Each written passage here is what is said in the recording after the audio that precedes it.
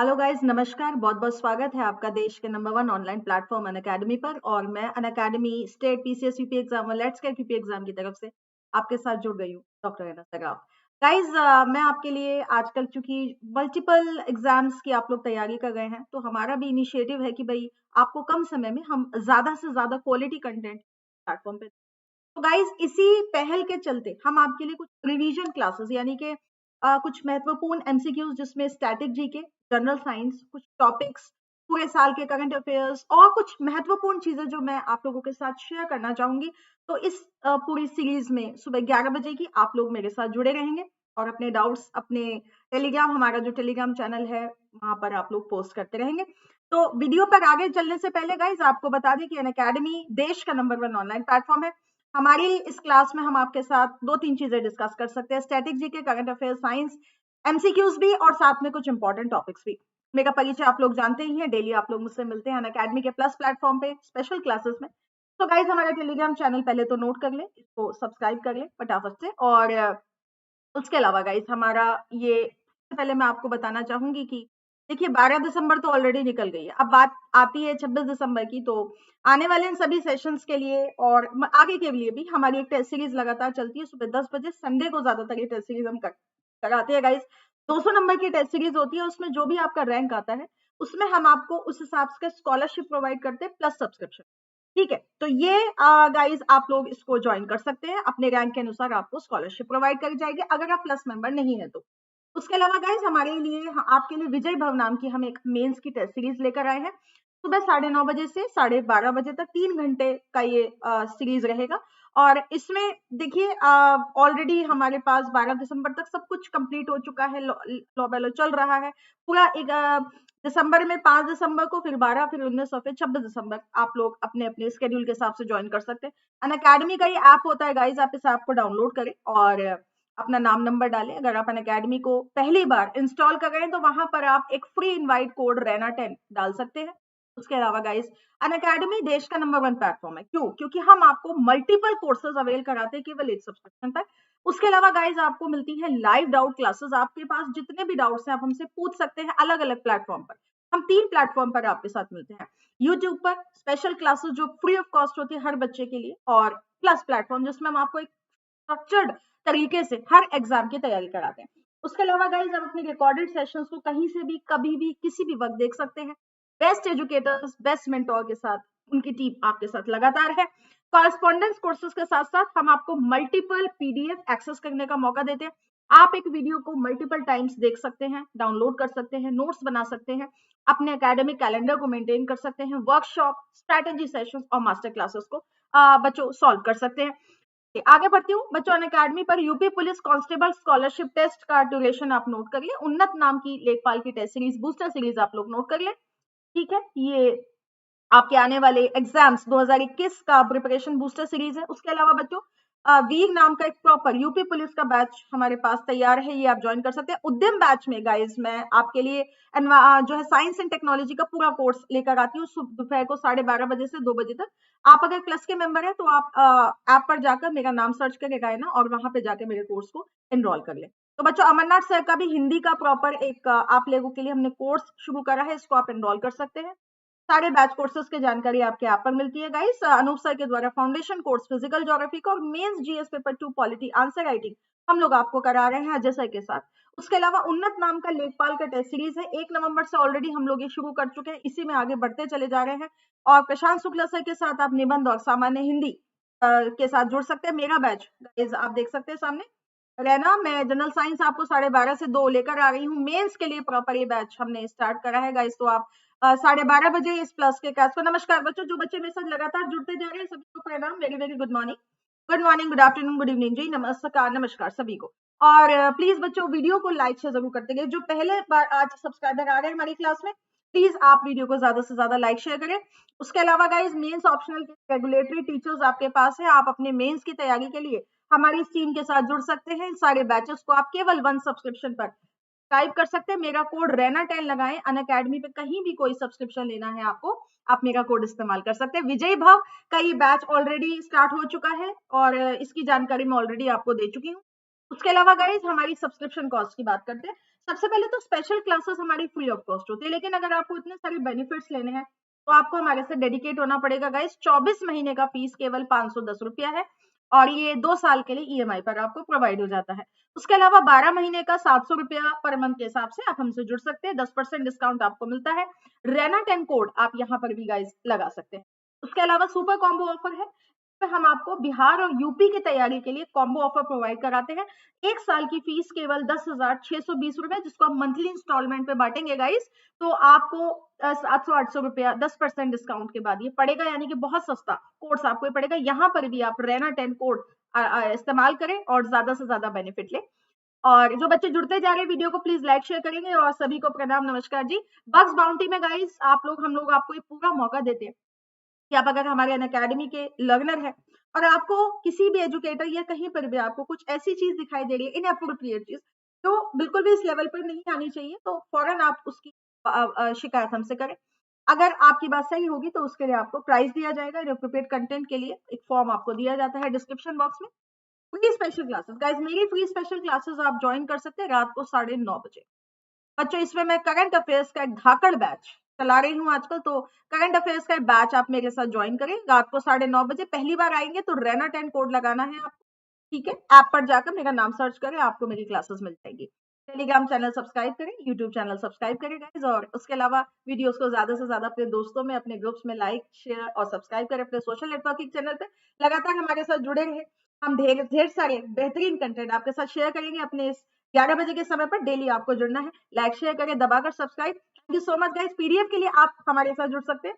Class को शुरू करने से पहले आपको बता दूं कि आगे गाइस रेना 10 कोड एक तो आपको याद रखना है, दूसरा ज्यादा से ज्यादा वीडियो को लाइक शेयर करना है, हमारी ऐप पर आना है, स्पेशल क्लासेस में आना है। जैसा जबरदस्त कंटेंट आपको यहाँ मिलता है यूट्यूब पर, तो वैसा ही उससे ज्यादा जबरदस्त कंटेंट आपको मिलेगा हमारी स्पेशल क्लासेस में गाइस। तो चलिए शुरू करती हूँ आज की क्लास। सारे बच्चों ज्वाइन कर लेंगे, इतने हम आज की क्लास शुरू करते हैं। चलिए, thank you so much guys. सबसे पहला आज का क्वेश्चन आपके सामने मैंने लगा दिया है, तो कोशिश करिए आंसर देने की।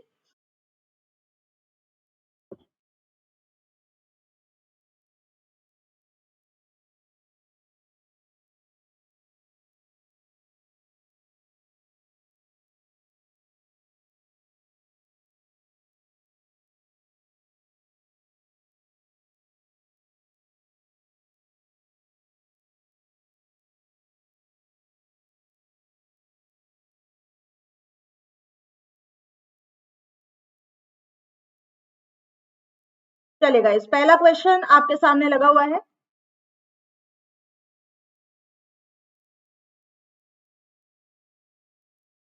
गाइस, एक मिनट में अपने लैपटॉप का चार्जर लगा रही हूँ। मेरे लैपटॉप का सॉरी मैं वायर लगाना भूल गई क्लास से पहले। एक सेकंड रुकिएगा बस।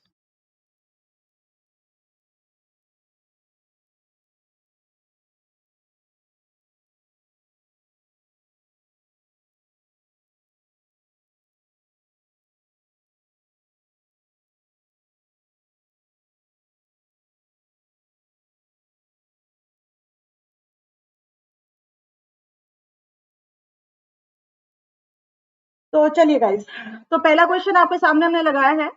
कौन सा ग्लैंड है जो सारे दूसरे फंक्शंस को, दूसरे ग्लैंड्स के फंक्शन को कंट्रोल करता है? बताइए guys. Pancreas, adrenal gland, renal gland और पिट्यूटरी ग्लैंड?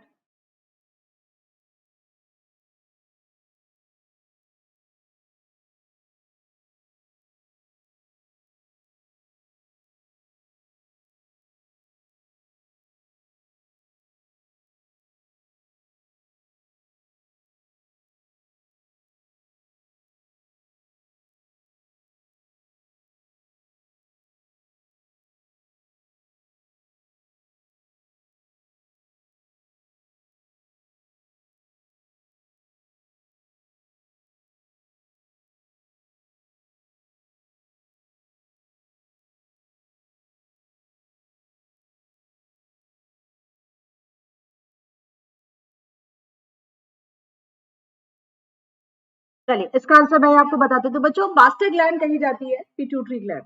और ये आपका ब्रेन का जो मिड ब्रेन यानी कि जो मध्य दिमाग होता है, जिसको उस जगह को प्रॉपरली हम बोलते हैं सेला टर्सिसा। तो बच्चों वहीं पर ये वाली जो ग्रंथि होती है, ये वाली जो ग्लैंड होती है, ये आपकी कंट्रोल करती है। चलिए नेक्स्ट क्वेश्चन आएगा। आ, आपको बताना है जूलॉजी की कौन सी ब्रांच है जो एम्फीबियंस यानी कि उभयचरों का अध्ययन करवाती है आपको।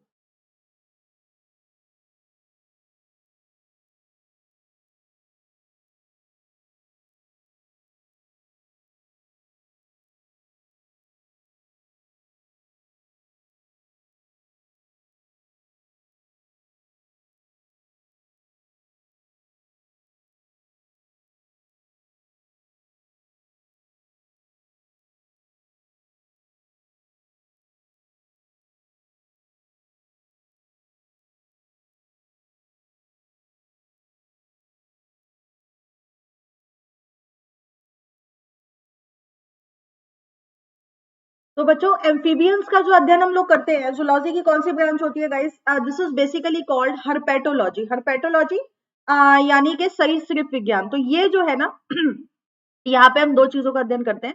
एक तो आते हैं रेप्टाइल्स। अगर कभी आपसे पूछा जाए कि रेप्टाइल्स की स्टडी किसमें करते हैं, तो वहां पर भी आपको बोलना है पैथोलॉजी। और अगर आपसे एम्फीबियन पूछा जाता है तो वहां पर भी, because this is a joint study guys, जिसमें हम लोग जो है मिलकर एक ही ब्रांच के अंदर दोनों चीजों का अध्ययन करते हैं। चलिए नेक्स्ट क्वेश्चन आएगा। आपको बताना है बच्चों कौन सा ऐसा साइंटिफिक डिसिप्लिन है, वैज्ञानिक अनुशासन है, यानी कि कौन सा ऐसा स्टडी है, साइंटिफिक स्टडी है, जिसमें आप लिविंग फॉसिल प्लांट पॉलन के लिविंग पॉलन स्पोर्स और माइक्रो प्लैंक्टॉन्स को स्टडी करते हैं।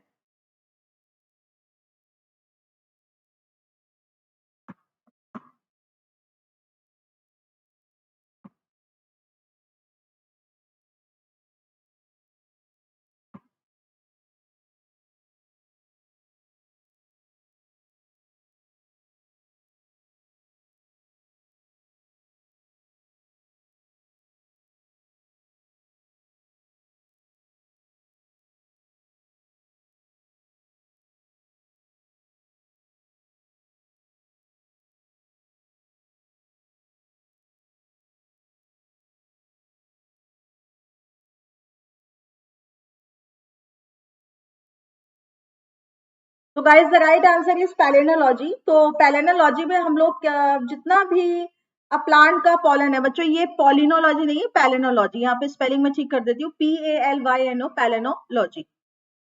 ठीक है, तो इसमें हम बेसिकली जितने भी प्लांट पॉलन्स हैं उन सबके जीवाश्म फॉर्म का हम अध्ययन करते हैं। इंपॉर्टेंट क्वेश्चन है ये, इसको आप मार्कआउट कर सकते हो। चलिए नेक्स्ट क्वेश्चन आएगा। बच्चों ऐसा कौन सा अध्ययन है जिसमें आप ऊतक, सेल्स और ऑर्गन्स को माइक्रोस्कोप के नीचे उसका अध्ययन करते हैं। Entomology, histology, fisheries and पैलियोबोटनी।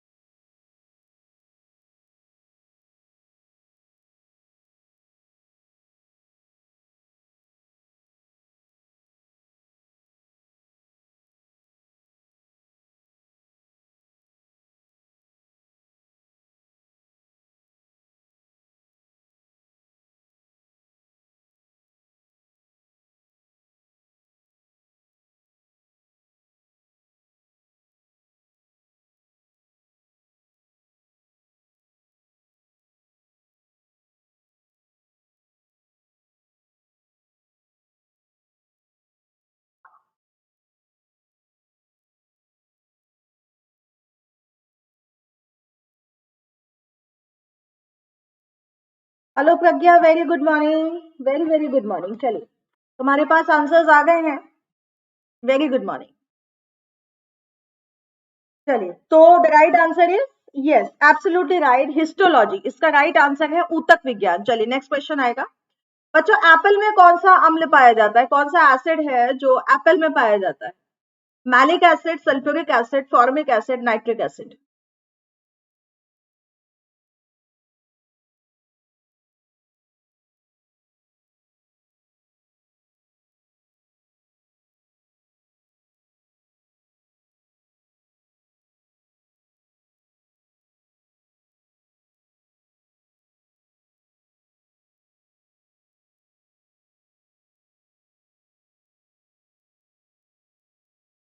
Very good बच्चों, एप्पल में कौन सा जो हल्का सा खटास आता है आपको, किस वजह से होता है? मैलिक अम्ल की वजह से होता है। Very good. चलिए नेक्स्ट क्वेश्चन आएगा। बच्चों, आपको बताना है बेरियाटिक सर्जरी, ये क्वेश्चन यूपीपीएससी में आया था सन 2019 में, यानी कि 2 साल पहले। तो इसमें ये सेम क्वेश्चन था कि क्या किस बारे में ये सर्जरी होती है, थोड़ा सा बस उसके ऑप्शंस अलग थे। तो बताइए, बेरियाटिक सर्जरी बच्चों क्यों की जाती है? ये कौन से पार्ट को अफेक्ट कर रही है? Lungs, digestive system, nasal passage नाक की नली, या फिर हार्ट?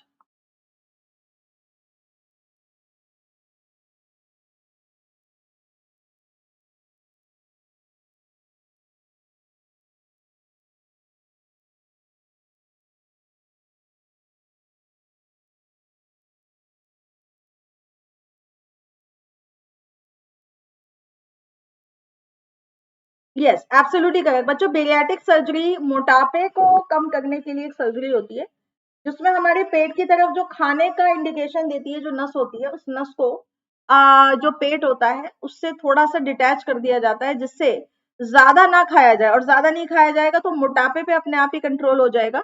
तो पाचन तंत्र यानी कि बेसिकली मोटापे से छुटकारा पाने के लिए बच्चों ये सर्जरी आपकी की जाती है। इंपॉर्टेंट क्वेश्चन है, मार्क कर लीजिए। चलिए नेक्स्ट क्वेश्चन आता है बच्चों, रिकेट्स किसकी कमी से होता है? बहुत आसान क्वेश्चन है, बहुत आसान क्वेश्चन है। डेली 1 घंटा मेरे साथ बैठ जाया करिए और आपका साइंस बहुत अच्छे से रिवाइज हो जाएगा, क्योंकि आपका पेपर आने वाला है गाइस। और आप जो भी पढ़ रहे हैं अपने किसी भी माध्यम से, है ना, तो वो बहुत अच्छी बात है, लेकिन रिवीजन उससे भी ज्यादा इंपॉर्टेंट है। हेलो सुधीर जी, प्रणाम, नमस्कार, बहुत बहुत गुड मॉर्निंग। तो गाइस, रिकेट्स बहुत सस्ता सा क्वेश्चन है, यानी कि रिकेट्स की कमी से क्या हो जाता है, किसकी कमी से होता है रिकेट्स? विटामिन डी की कमी से होता है। वेरी गुड मॉर्निंग शोभित, वेरी गुड मॉर्निंग। तो विटामिन डी इज बेसिकली क्या बोला जाता है? कैल्सीफेरॉल। कैल्सीफेरॉल इसका साइंटिफिक नेम होता है। और इसी की कमी से बच्चों रिकेट्स ज्यादातर जो है वो जो छोटे बच्चे होते हैं, 10 से 12 साल तक के जो बच्चे होते हैं, उनको रिकेट्स ज्यादा प्रभावित करता है। बड़ी उम्र के लोगों में रिकेट्स नहीं होता है, बड़ी उम्र के लोगों में हो जाता है ऑस्टियोमलेशिया। ये भी आपको पता होनी चाहिए। रिकेट्स केवल बच्चों को प्रभावित करता है। इसमें बच्चों सबसे सिग्नेचर सिम्टम होता है बो लेग्स, टांगे ऐसी बांडी हो जाती हैं उसमें। जो बच्चे की जो बांडी जो होती हैं, तो बच्चों टांगे ऐसी बांडी हो जाती है, सॉरी फॉर द ड्राइंग, पैर ऐसे मुड़ जाते हैं। तो इसका एक सिग्नेचर सिम्टम होता है बो लेग्स, यानी कि मुड़ी हुई टांगे। ठीक है, तो बड़ों को जो मान लीजिए अब 20, 25, 30 साल के वयस्क हो गए हैं, उन लोगों को रेटिनॉल नहीं होता है, कैल्सीफेरॉल से ही कमी, उनको ऑस्टियोमलेशिया हो जाता है। और महिलाओं में प्रॉपर अलग बीमारी होती है, उसको कहा जाता है ऑस्टियोपोरोसिस। तो ऑस्टियोपोरोसिस में क्या होता है, जो हड्डियां होती हैं गाइस, उसमें घनत्व कम हो जाता है कैल्शियम और मैग्नीशियम का, तो हड्डियां अंदर से खोखली होने लगती हैं, उसको कहा जाता है ऑस्टियोपोरोसिस। तो ये स्पेशली महिलाओं में होती है। आदमियों में ऑस्टियोमलेशिया होती है, और रिकेट्स जो होती है वो प्रॉपरली बच्चों के अंदर होती है। तो ये तीनों चीजें आपको अच्छे से पता होनी चाहिए। चलिए नेक्स्ट क्वेश्चन आएगा। बच्चों, फोटोसिंथेसिस के दौरान जो आपके पौधे होते हैं वो क्या बनाते हैं? फोटोसिंथेसिस के दौरान प्रोडक्ट क्या बनता है, जिसके लिए प्लांट्स इतनी मेहनत कर गए हैं, सूर्य से लेकर सारी ऊर्जा मेहनत कर गए हैं, क्या बना रहे हैं? Glucose, fructose, sucrose and galactose?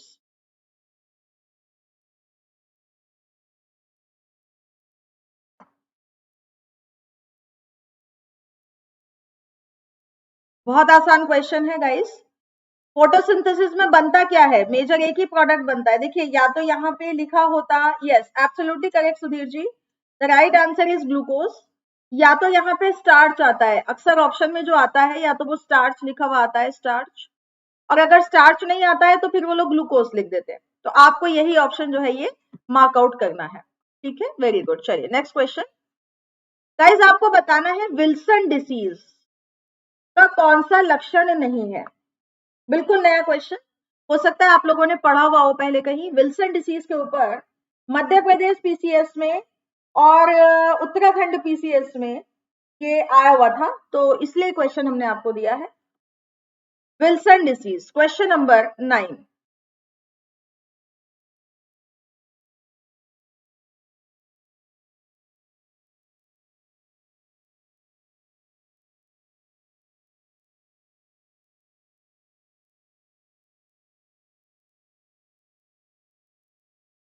अच्छा, क्वेश्चन हमारा ये है कि कौन सा सिम्टम नहीं है। ठीक है, क्वेश्चन ये है। तो चलिए मैं इसका आपको एक आंसर बता देती हूँ गाइस। इसका सही आंसर है B. Yes, very good Sudhir ji. रतौंधी इसका आंसर नहीं है। The reason is that Wilson disease में होता क्या है बच्चों, ये बेसिकली ऑटोसोमल रिसेसिव डिसऑर्डर है, जेनेटिक डिसीज है ये। Very good Pragya, it is a autosomal recessive disorder. ये जेनेटिक होता है, यानी कि अगर बच्चों पुरखों से ये जीन्स हमारी बॉडी में है तो ये प्रॉब्लम हो जाती है। इसमें एक्चुअली प्रॉब्लम क्या होती है? प्रॉब्लम इसमें ये होती है कि हमारी बॉडी में कॉपर इकट्ठा होता चला जाता है। आप जो खाना खाते हो, कोई भी चीज आप खाते हो, कोई फ्रूट्स खाते हो, वेजिटेबल्स खाते हो, ड्राई फ्रूट्स खाते हो, तो उसमें कॉपर होता है। तो वो कॉपर आपके शरीर से एलिमिनेट नहीं हो पाता। हमें बहुत कम कॉपर की जरूरत होती है डेली उसमें, एमसीजी में। लेकिन बच्चों वो हमारे लीवर में एकत्रित होता चला जाता है और धीरे धीरे लीवर को गलाना शुरू कर देता है। अब उससे होता क्या है, तो बॉडी में पानी, धीरे धीरे बॉडी स्वेल होनी शुरू हो जाती है। दिमाग के अंदर कॉपर इकट्ठा, क्योंकि ब्लड में जब कॉपर घूमेगा तो ब्रेन को भी इफेक्ट करेगा, तो उससे बोलने में हकलाने की प्रॉब्लम हो जाती है, फिजिकल कोऑर्डिनेशन की प्रॉब्लम हो जाती है, और जितनी भी मांसपेशियां हमारी बॉडी में होती हैं वो ज्यादातर तनाव ग्रसित हो जाती है। तो दिस इज द रीजन कि बच्चों ये विल्सन डिसीज कहा जाता है। इसका कोई इलाज नहीं है, इसकी बस प्रॉपर दवाइयां खानी पड़ती हैं। जब तक जिंदगी है जब तक दवाई आपको खानी पड़ेगी। तो रतौंधी इसका बिल्कुल भी कोई सिम्टम नहीं है। So this is basically copper metabolic disorder, यानी कि बॉडी से तांबा जो है वो बाहर नहीं निकल पाता, जिसकी वजह से ये प्रॉब्लम आपको हो जाती है। चलिए नेक्स्ट क्वेश्चन। बच्चों आपको बताना है कौन सी ऐसी गैस है जो ब्लड में ऑक्सीजन की सप्लाई को तुरंत घटा देगी और ज्यादा प्रभावी तरीके से घटा देगी, मतलब नहीं घटना चाहिए, this is not good. Nitrous oxide, carbon monoxide, carbon dioxide और नाइट्रिक ऑक्साइड।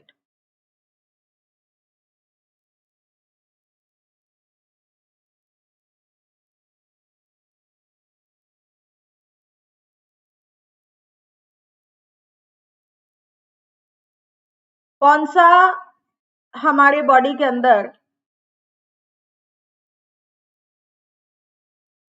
ऐसा गैस अगर आ जाता है तो ऑक्सीजन की मात्रा को तुरंत घटा देगा? Yes, absolutely correct guys. Sudhir, Pragya and Shobhit, very good answer.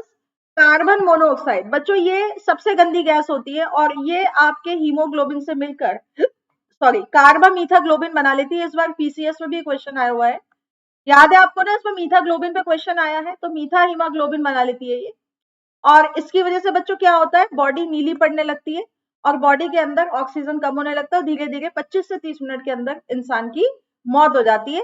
तो ये बहुत खतरनाक गैस है। ठीक है, चलिए नेक्स्ट क्वेश्चन। अच्छा आपको बताना है जब चिड़िया परागण करती हैं तो उस प्रक्रिया को हम क्या बोलते हैं? जब चिड़िया परागण करेंगी तो उसको हम लोग क्या बोलेंगे? ऑटोगैमी, ऑर्निथोफिली, अनीमोफिली और एंटोमोफिली।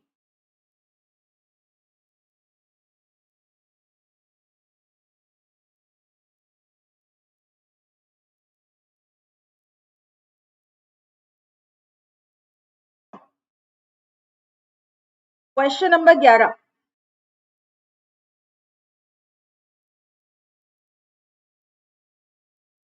जब चिड़िया परागण करती है तो यस, एब्सोल्युटली राइट बच्चों, हम चिड़ियों के अध्ययन को, वेरी गुड प्रज्ञा, हम चिड़ियों के अध्ययन को भी क्या बोलते हैं शोभित? ऑर्निथोलॉजी बोलते हैं। चिड़ियों के अध्ययन को हम बोलते हैं ऑर्निथोलॉजी। तो जब उनके द्वारा परागण किया जाता है, वेरी गुड सुधीर, तो हम उसको भी क्या बोलते हैं? फिली। फिली का मतलब होता है प्रेम, प्रेम आलाप। प्रेम आलाप मतलब पॉलन को इधर से उधर छिड़क देना। तो that is what we call philus. एनिमम फिली होता है हवा के द्वारा, जब हवा के द्वारा पॉलिनेशन होता है या विंड पॉलिनेशन होता है तो हम उसको अनीमोफिली कहते हैं। एंटोमोफिली कब होता है? जब किसी कीड़े के द्वारा, कीट यानी कि इंसेक्ट के द्वारा बच्चों जब कभी पॉलिनेशन होता है तो उसको क्या बोला जाता है? एंटोमोफिली बोला जाता है। ऑटोगैमी कुछ नहीं होता, it is basically fertilisation process. अगला क्वेश्चन बच्चों, मार्बल कैंसर किसको बोलते हैं? What is marble cancer?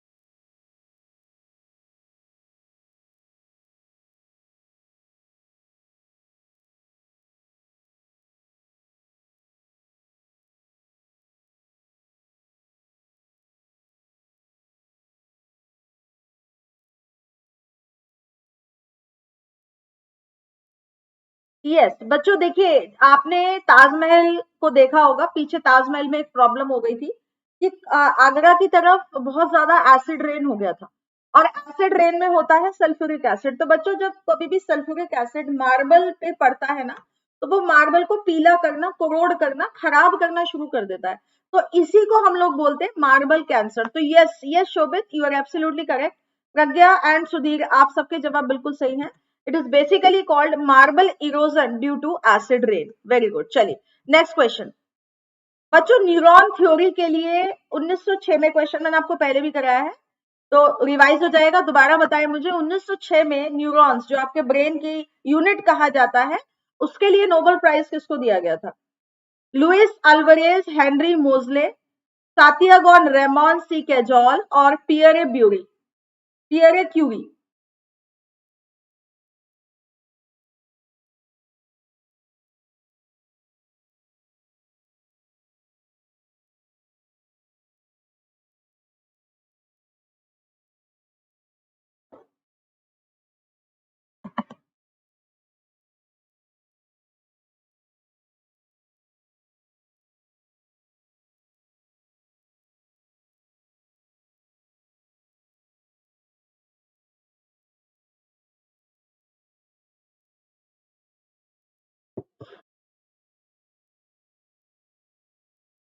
Yes, absolutely correct, Pragya and Sudhir.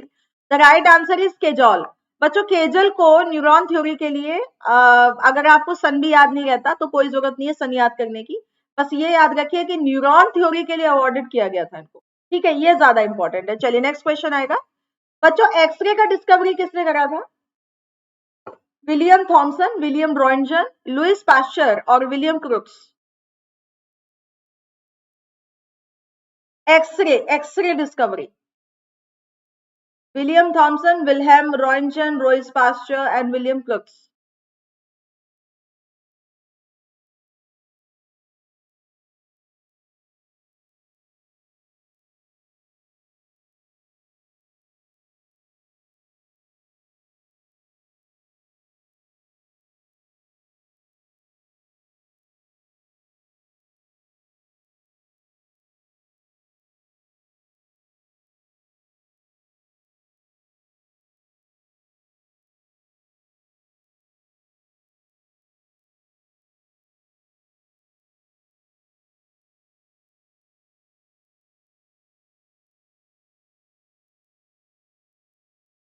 Yes absolutely correct बच्चों, रॉन्जन को एक्सरे के लिए अवार्ड किया गया था। बिल्कुल सही आपका उत्तर है, एब्सोल्युटली करेक्ट। चलिए बच्चों, नाइट ब्लाइंडनेस किसकी कमी से होता है? रतौन किसकी कमी से हो जाता है? Vitamin C, protein, vitamin A and vitamin के।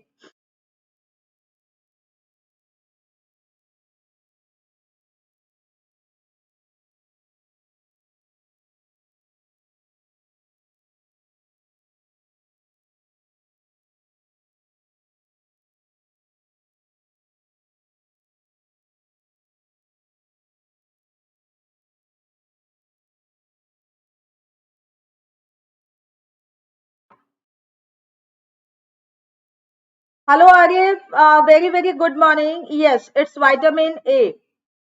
ठीक है, बिल्कुल सही उत्तर है बच्चों, विटामिन ए, दैट इज उसका नाम ही है रेटिनॉल। तो इसके बारे में मैंने आपको काफी अच्छे से पढ़ाया भी था। यस, तो what it is called basically retinol, और इसी की कमी से हो जाता है आपका यस नाइट ब्लाइंडनेस यानी कि रतौंधी। चलिए बच्चों, एस्कॉर्बिक अम्ल का दूसरा नाम क्या होता है? एस्कॉर्बिक एसिड का दूसरा नाम क्या होता है?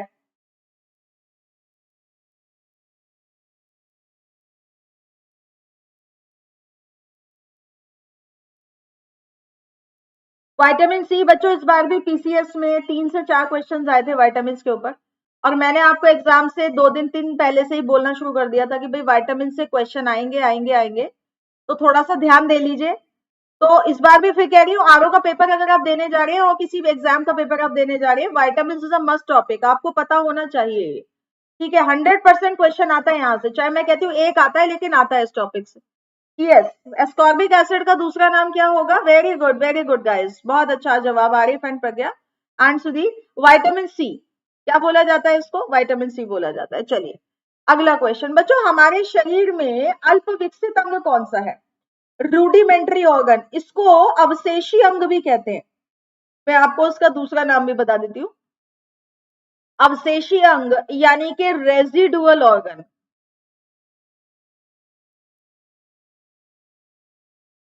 फेफड़े, अपेंडिक्स, हार्ट एंड गुर्दा।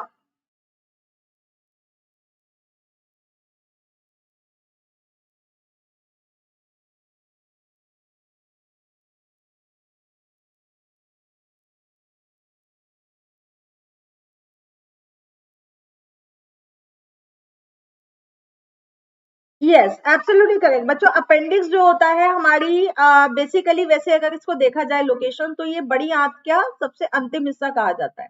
ये छोटी आंत का पार्ट होता है, जहां पर आपका कोलन खत्म होती है, वहां पे रेक्टम, मलाशय के ठीक साइड में अपेंडिक्स एक छोटी सी ऑर्गन होती है ये।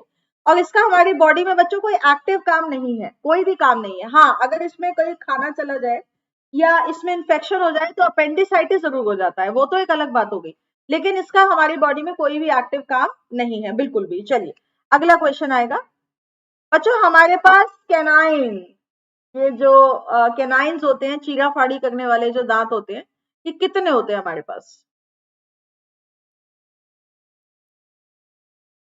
Question number 18। बच्चों वीडियो को लाइक शेयर जरूर करते रहिए, जो बच्चे अभी भी आए वीडियो को प्लीज लाइक शेयर जरूर करते रहिए। कितने कैनाइन टीथ हमारे पास है?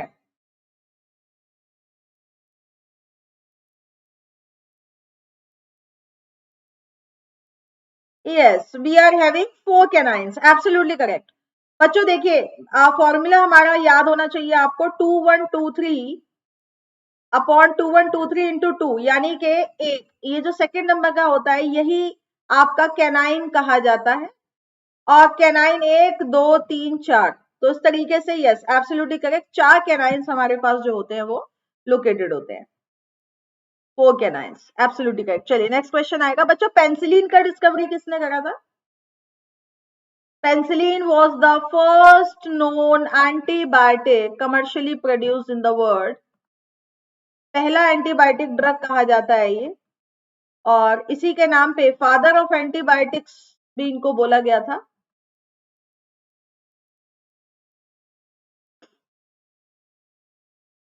Robert Koch, Ernest Chain, Louis Pasteur and Alexander Fleming. Absolutely correct guys, बहुत अच्छे आंसर्स आप लोग आज दे रहे हैं, लगभग सारे आंसर्स आपके सही हैं, एक भी गलत नहीं है। Very good, keep it up. So Alexander Fleming is also known as the father of antibiotics. He was the first commercial producer of the antibiotic medicine. चलिए अगला क्वेश्चन आता है बच्चों, दुनिया की सबसे छोटी चिड़िया का नाम क्या है? Hummingbird, finch, robin and diamond फायरटेल।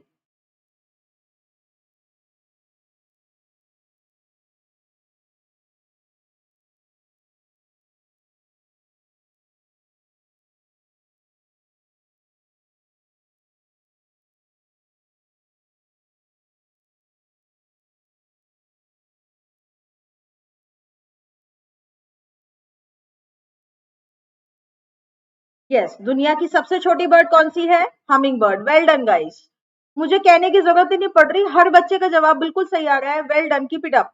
बच्चों आपको बताना है इनमें से कौन सा जीव अंडे पैदा करता है, यानी कि अंडे देता है, बच्चे नहीं देता है, अंडे देता है।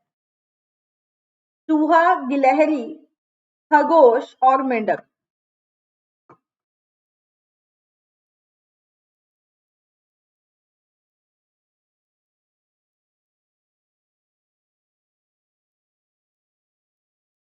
बच्चों अंडे देने वालों को हम एक नाम देते हैं, ओवीपेरस। ये पेपर में लास्ट ईयर भी यूपीपीसीएस में लास्ट ईयर क्वेश्चन आया था ये। This question was there in last year, oviparous. और बच्चों जो बच्चे देते हैं उनको हम लोग बोलते हैं विवीपेरस। ये लास्ट ईयर आया है यूपीपीएससी में, तो हो सकता है आरओ के पेपर में आ जाए या हो सकता है अपकमिंग पेपर्स में आ जाए, तो इसको इन टर्म्स को आप थोड़ा सा याद रखें। इन टर्म्स के ऊपर क्वेश्चन कई बार बन जाते हैं आपके। तो बच्चों अंडे कौन देता है यहाँ पर? यस, मेंढक जो है ये एम्फीबियन होता है, ये उभयचरी होता है, और जितने भी उभयचरी होते हैं, जितने भी रेप्टाइल्स होते हैं, ये सारे बच्चों अंडे देते हैं। They are basically egg producing animals. तो यहाँ पे बाकी सारे जो है ये विवीपेरस फैमिली के मेंबर है, और जो मेंढक है आपका ये ओवीपेरस फैमिली के अंदर आता है। वेरी गुड गाइस, बहुत बढ़िया आंसर्स। चलिए नेक्स्ट क्वेश्चन। बच्चों आपको बताना है चींटी जब काट लेती है तो बड़ा चुभन सी होती है उस जगह पर, उसका कारण क्या है? चींटी के काटने का कारण क्या है? Formic acid, malic acid, perchloric acid और nitric acid.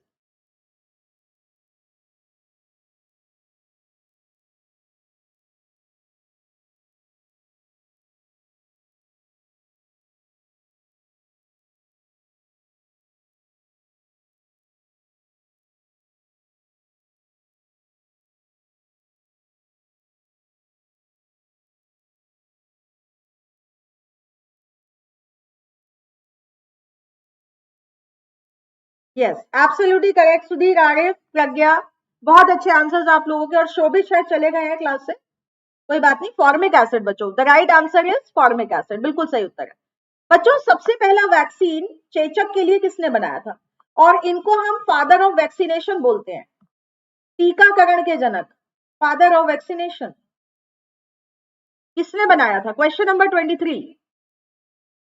Alexander Fleming, Edward Jenner, Louis Pasteur और जॉन हंटर।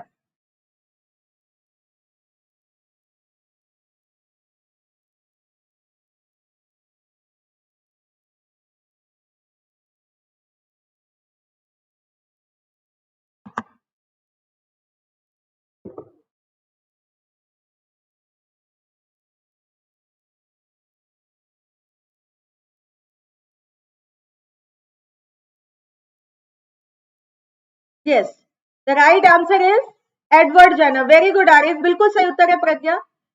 एडवर्ड जेनर को ही हम लोग फादर ऑफ वैक्सीनेशन कहते हैं। सबसे पहले इन्होंने चेचक का टीका खोजा था। और बच्चों उसके बाद फिर आगे मतलब और टीके लोग खोजते चले गए, जैसे कि पोलियो का बनाया था जॉन साक ने, है ना, ये आपको पता होना चाहिए, बहुत बार पोलियो के ऊपर क्वेश्चन आ जाता है। और लुइस पास्चर ने बनाया था रेबीज का टीका। दुनिया का नंबर 2 वैक्सीन जो बना था रेबीज का बना था, नंबर 3 पे बना था पोलियो का। तो इस तरीके से बच्चों उसके बाद वैक्सीन जो है वो लगातार बनते चले गए। चलिए नेक्स्ट क्वेश्चन आएगा।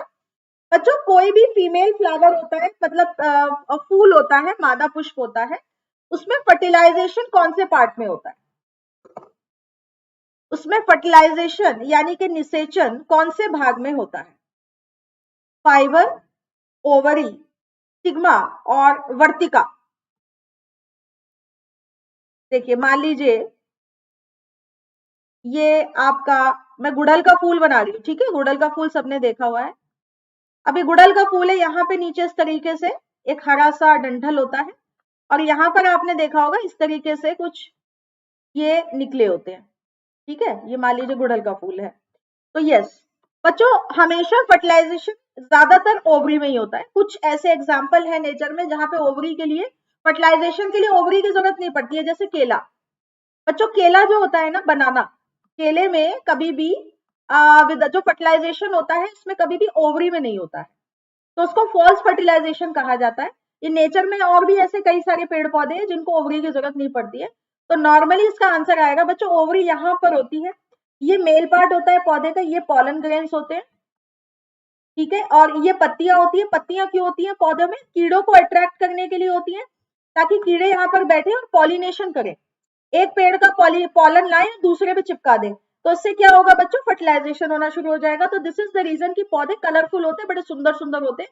कीड़ों को अट्रैक्ट करने के लिए, पॉलिनेशन को और ज्यादा करने के लिए, मतलब कि आगे जल्दी जल्दी करवाने के लिए ये थोड़ा सा कलरफुल पार्ट्स होता है। तो ovary is the right answer, very good. Hello mister Piyush Anand ji, good morning and welcome to Unacademy. अगला क्वेश्चन आता है बच्चों, नाइट ब्लाइंडनेस किसकी कमी से होता है? अभी बताया था मैंने थोड़ी देर पहले। नाइट ब्लाइंडनेस जो होता है वो किसकी कमी से होता है? अभी थोड़ी देर पहले हमने डिस्कस किया है, ये बहुत अच्छे से डिस्कस करा है।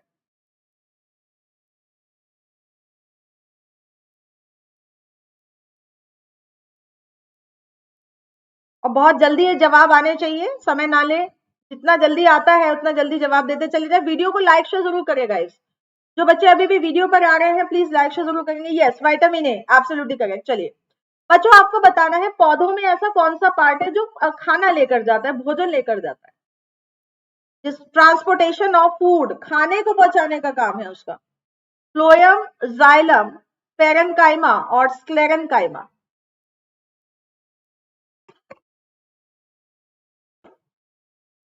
पौधे को पहुंचाने का काम है इनका, खाना पहुंचाना।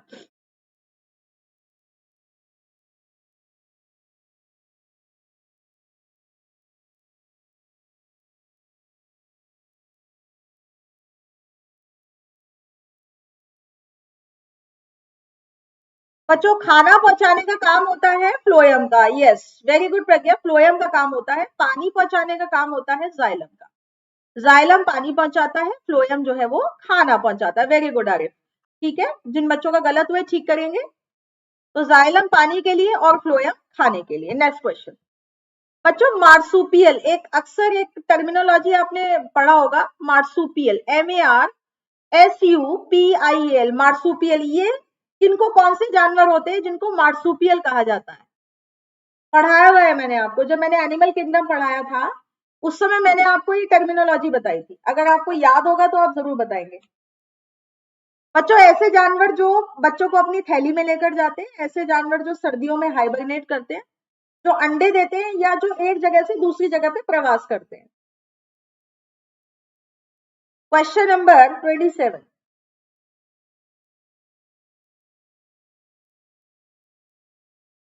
Absolutely correct Arif, very good Pragya, बहुत अच्छे आंसर्स। बच्चों, जो जैसे कंगारू, मार्सुपियल्स हम कहते हैं जिनके पास थैली होती है, जैसे कि एक जानवर होता है कंगारू, और एक कंगारू जैसा ही एक और होता है कंगारू रैट, उसको बोला जाता है। एक वॉम्बैट होता है, इसी का छोटा भाई होता है तस्मानियन डेविल होता है। मतलब ये ऑस्ट्रेलिया में ज्यादातर मार्सुपियल्स जो पूरे इंडिया, पूरे वर्ल्ड में आपको मिलेंगे बच्चों, ये ऑस्ट्रेलिया और न्यूजीलैंड में आपको मिलते हैं। और ऑस्ट्रेलिया न्यूजीलैंड से याद आया कि कल वही ऑस्ट्रेलिया जीत गया फाइनली। न्यूजीलैंड ने बहुत कोशिश करी, मेहनत करी, लेकिन फाइनली ऑस्ट्रेलिया ने कल जो है डंडा गाड़ दिया। ठीक है, तो बच्चों कंगारू जो है ये मार्सुपियल फैमिली में आते हैं, और भी कई लोग हैं जो उस फैमिली में आते हैं, और ज्यादातर मार्सुपियल्स आपको मिलते हैं न्यूजीलैंड में और ऑस्ट्रेलिया में। चलिए अगला क्वेश्चन बच्चों, ब्लड प्रेशर नापने के यंत्र को हम क्या बोलते हैं? ग्लूकोमीटर, स्फिग्नोमैमोमीटर, थर्मोमीटर और lactometer.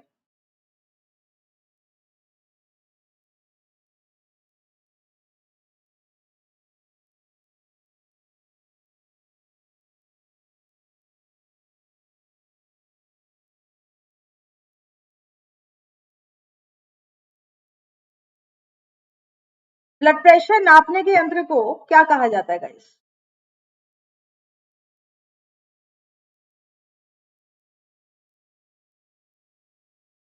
Very good Pragya, very good, बहुत अच्छा आंसर, और बिल्कुल सही आंसर स्फिग्नोमेमोमीटर।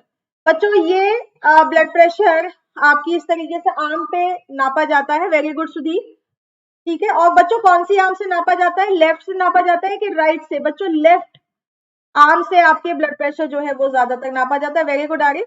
और मैंने इसमें आपको एक आर्टरी का नाम भी बताया था, ब्रेकियल आर्टरी। कौन सी आर्टरी होती है? जिसके अंदर स्पंदन, यानी कि उसके अंदर जब ब्लड दौड़ता है तो उसके द्वारा ही हमें ब्लड प्रेशर का पता चलता है। तो the name of the artery is कौन सी बच्चों शिरा होती है, कौन सी आर्टरी होती है, उसका नाम होता है ब्रेकियल आर्टरी। आप चाहो तो नोट कर सकते हो। ठीक है, इतना डिटेल आपको कोई नहीं बताएगा, मैं बता रही हूँ। तो अगर डिटेल बताई जाती है तो उसको कहीं ना कहीं नोट कर लिया कीजिए। अगला क्वेश्चन आएगा बच्चों, आपको बताना है अक्सर आपको चीजों में, आप जैसे बाहर से कोई चीज लाते हो, सॉस लाते हो, जैम लाते हो, जैसे कि कहते हैं इसमें लीची का फ्लेवर है या इसमें मैंगो का फ्लेवर है या बड़ी फ्रूटी सी खुशबू आती है, या आप कोई परफ्यूम लगाते हो, तो बच्चों उसके पीछे क्या कारण होता है? जो फ्रूटी सी स्मेल आती है आपको नेचुरली या सिंथेटिक तौर पर, हम जो फ्रेगनेंस का इस्तेमाल करते हैं, जिनकी महक जो है वो फूलों सॉरी फलों जैसी होती है, कौन सा केमिकल होता है? Methanol, ethyl acetate, methyl chloride और मेथेनोइक एसिड।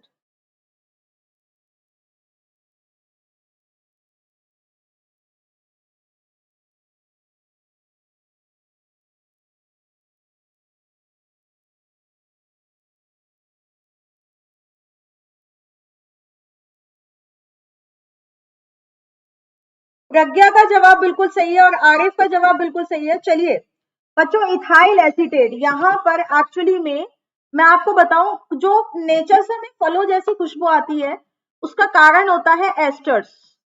एस्टर्स कहा जाता है बच्चों, ये केमिकल ग्रुप होता है। और एस्टर्स कैसे बनता है? इसमें एक अल्कोहल होता है और एक एसिड होता है, इन दोनों के कॉम्बिनेशन से एसिड एस्टर बनता है। हमेशा याद रखना, बहुत इंपॉर्टेंट बात बता रही हूँ। तो आप जब भी कोई नेचुरली, जैसे स्ट्रॉबेरी की महक हो गई या वनीला की महक हो गई या सेब की, संतरे की या मैंगो की महक हो गई, तो नेचुरली बच्चों ये एक एस्टर फॉर्मेशन होता है जो फलों के अंदर होता है। और इसमें एक अल्कोहल और एक एसिड मतलब नेचुरली मिलता है, और जब जाके एस्टर का फॉर्मुलेशन होता है। बहुत अच्छा क्वेश्चन था, नोट कर लीजिए। और बच्चों आज का लास्ट क्वेश्चन आपके सामने मैं लगाने जा रही हूँ, ध्यान से करेंगे।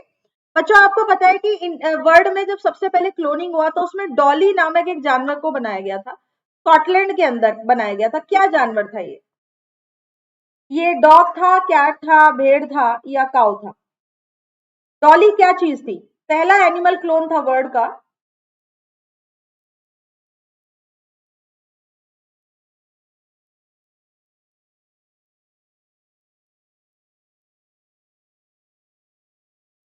Question number 30।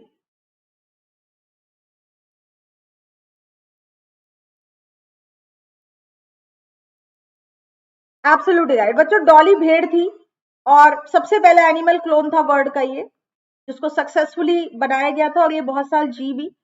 तो बच्चों आज के लिए हम यही पे एंड करेंगे। यही चीज आपको बताना है, आपकी बॉडी में या मैमल्स की बॉडी में हीमोग्लोबिन मिलता है।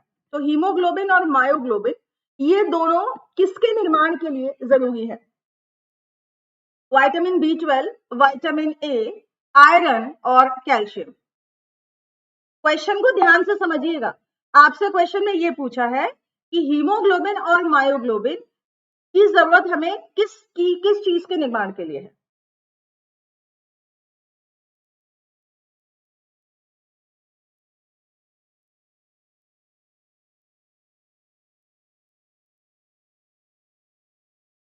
और आज 2 बजे गाइस हम आपको एनवायरमेंट का जो प्लस कोर्स है हमारा, उसमें मैं आज आपको आज से ऑब्जेक्टिव क्वेश्चंस लिस्ट आउट कराने जाऊंगी।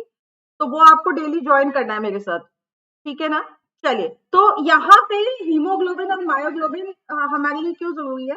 बिकॉज आयरन की वजह से। ये अगर आयरन ना हो, है ना, बॉडी के अंदर, तो ये दोनों बच्चों, है ना, आयरन के निर्माण के लिए जरूरी होते हैं। बिल्कुल absolutely correct, very good Pragya. Hello Harshita, good afternoon, good morning, very very good morning. चलिए नेक्स्ट क्वेश्चन आएगा। जो हमारे शरीर में केमिकल फैक्ट्री किसको बोला जाता है? हमारे शरीर का केमिकल फैक्ट्री किसको बोला जाता है? लंग्स, लीवर, किडनी और एब्डोमेन।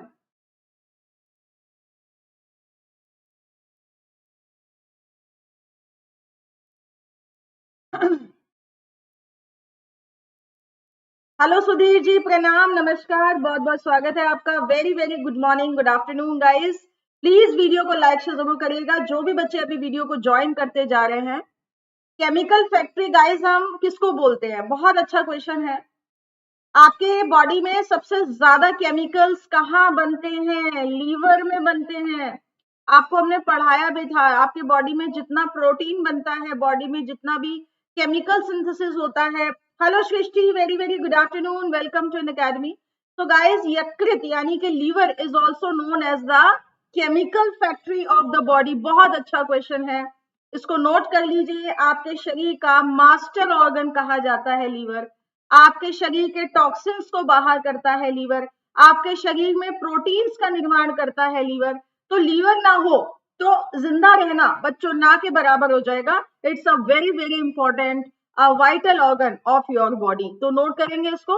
और अगला क्वेश्चन बच्चों, इंसेक्ट की स्टडी को हम लोग क्या बोलते हैं?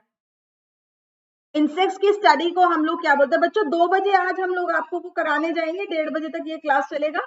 आधे घंटे का ब्रेक दूंगी, उसके बाद 2 बजे प्लस पे मिलूंगी आपसे। और प्लस पे आज हम करने वाले हैं अपना एनवायरमेंट इन इकोलॉजी, ठीक है? तो गाइस, स्टडी ऑफ इंसेक्ट्स क्या बोला जाता है? एंथ्रोपोलॉजी और ऑर्निथोलॉजी, एंटोमोलॉजी और जियोलॉजी।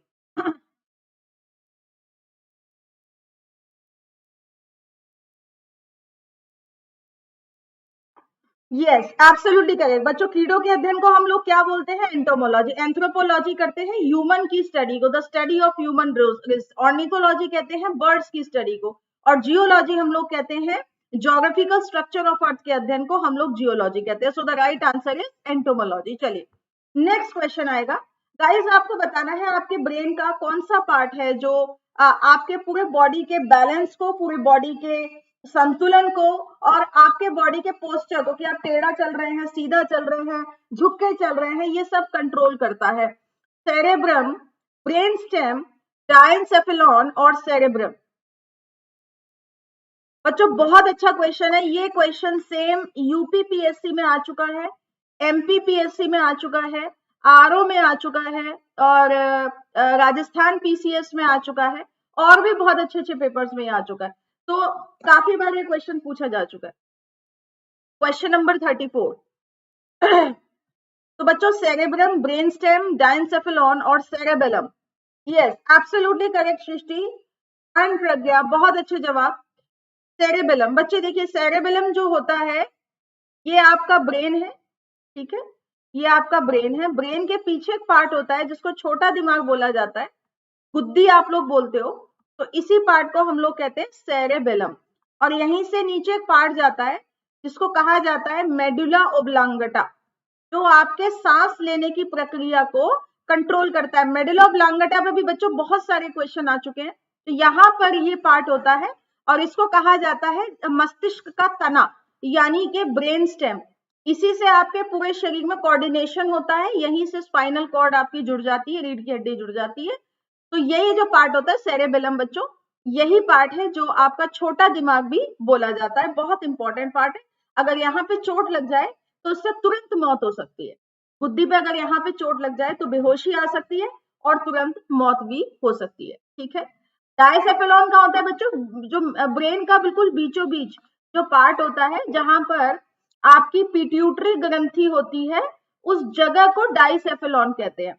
यहाँ पर बिल्कुल बीचों बीच इस पार्ट को डाइसेफेलॉन कहते हैं। ब्रेन स्टेम ये हो गया। और सेरेब्रम जो आपका पूरा दिमाग है, इस पूरे दिमाग को हम लोग सेरेब्रम कहते हैं, ठीक है? जो मेन आपका ब्रेन होता है। चलिए नेक्स्ट क्वेश्चन। बच्चों, आपके बॉडी में ब्लड यानी कि रक्त का प्रोडक्शन कहाँ होता है? आपके बॉडी में रक्त का प्रोडक्शन कहाँ होता है? Heart, brain, bone marrow and lungs.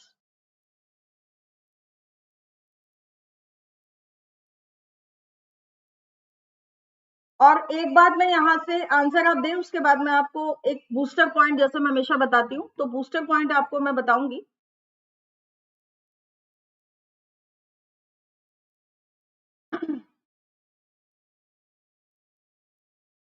Heart, brain, bone marrow and lungs. Very good, yes, सबको पता है। वेरी गुड गाइस, सुधीर, प्रज्ञा, सृष्टि, हर्षिता, यस एब्सोल्युटली करेक्ट। बच्चों, बोन मैरो में ही ब्लड प्रोडक्शन होता है, लेकिन बोन मैरो दो तरह की होती है, सुन लीजिए। एक होती है लाल बोन मैरो और एक होती है व्हाइट बोन मैरो, ठीक है? तो जो लाल वाली बोन मैरो होती है, इसमें आरबीसी बनता है, यानी कि आपका ब्लड बनता है। और जो व्हाइट बोन मैरो होती है, इसमें आपके डब्ल्यूबीसी, यानी कि जो आपका इम्यूनिटी कंपोनेंट होता है बॉडी का, वो यहाँ बनता है। यानी कि प्रतिरक्षा प्रणाली के लिए हमें जो डब्ल्यूबीसी चाहिए, वो डब्ल्यूबीसी कहाँ बन रहे हैं? वो भी बोन मैरो में बन रहे हैं, व्हाइट या येलो बोन मैरो उसको कहा जाता है, व्हाइट या येलो बोन मैरो उसको कहा जाता है। तो ये दोनों पार्ट यहीं पर मौजूद होते हैं बच्चों, और इंपॉर्टेंट है। डब्ल्यूबीसी आपके शरीर की प्रतिरक्षा प्रणाली फॉर्मुलेट करता है, और आरबीसी आपके बॉडी का ब्लड जो है वो उसका कंपोनेंट है। तो ये दोनों पार्ट आपके यहीं पर इंडल्ज हो जाते हैं, ठीक है। जिसको नहीं पता है नोट करते रहिए, ठीक है। बोन मैरो बच्चों आपके शरीर का 90% तक ब्लड बनाता है, 90% ब्लड फॉर्मुलेशन करता है, और 10%, 10 से 15% ब्लड कौन बनाता है, लीवर बनाता है, ठीक है। ये भी मैंने आपको पहले भी बताया हुआ था, तो ये पॉइंट्स आपको याद रखने हैं। नेक्स्ट क्वेश्चन बच्चों, आपको बताना है ऐसी कौन सी कंडीशन होती है कि आंखों में, देखिए आपका आंख, कान, नाक, मुंह, जीभ, आपके जितने भी बॉडी के 12 ऑर्गन्स है उनसे नर्व जाती है जो आपके ब्रेन में कनेक्ट हो जाती है। तो ऐसी जो आंखों की नर्व होती है जो ब्रेन से इमेज बनाती है उसको हम ऑप्टिक नर्व कहते हैं, ठीक है। तो बच्चों ऐसी कौन सी बीमारी है जिसमें ये ऑप्टिक नर्व बर्बाद हो जाती है, खत्म हो जाती है, बिल्कुल बेकार हो जाती है ना। कौन सी ऐसी बीमारी है, बहुत अच्छा क्वेश्चन है।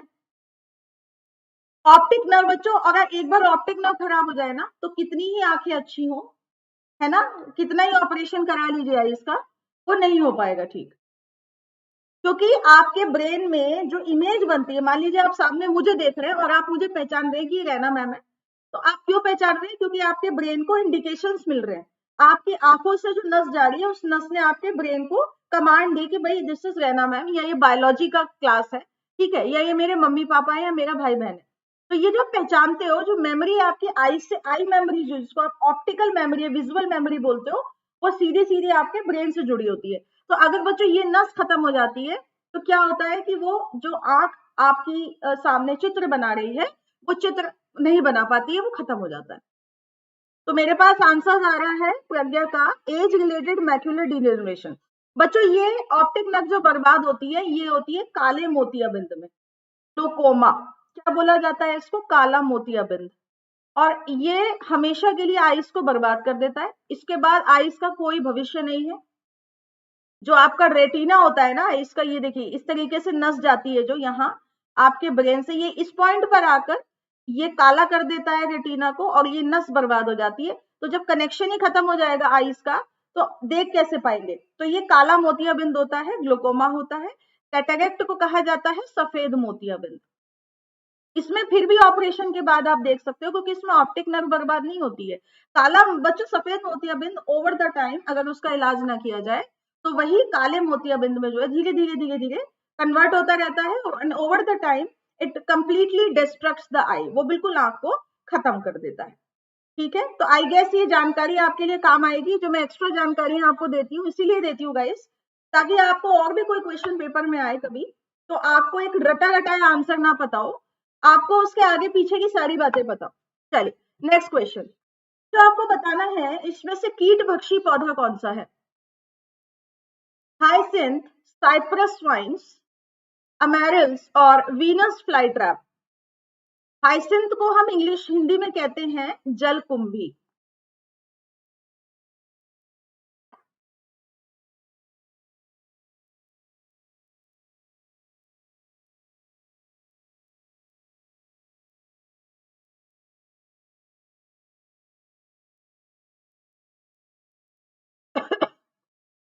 हर्षिता तुम्हारा नेट पीछे बहुत खराब हो गया था, अब ठीक चल रहा है।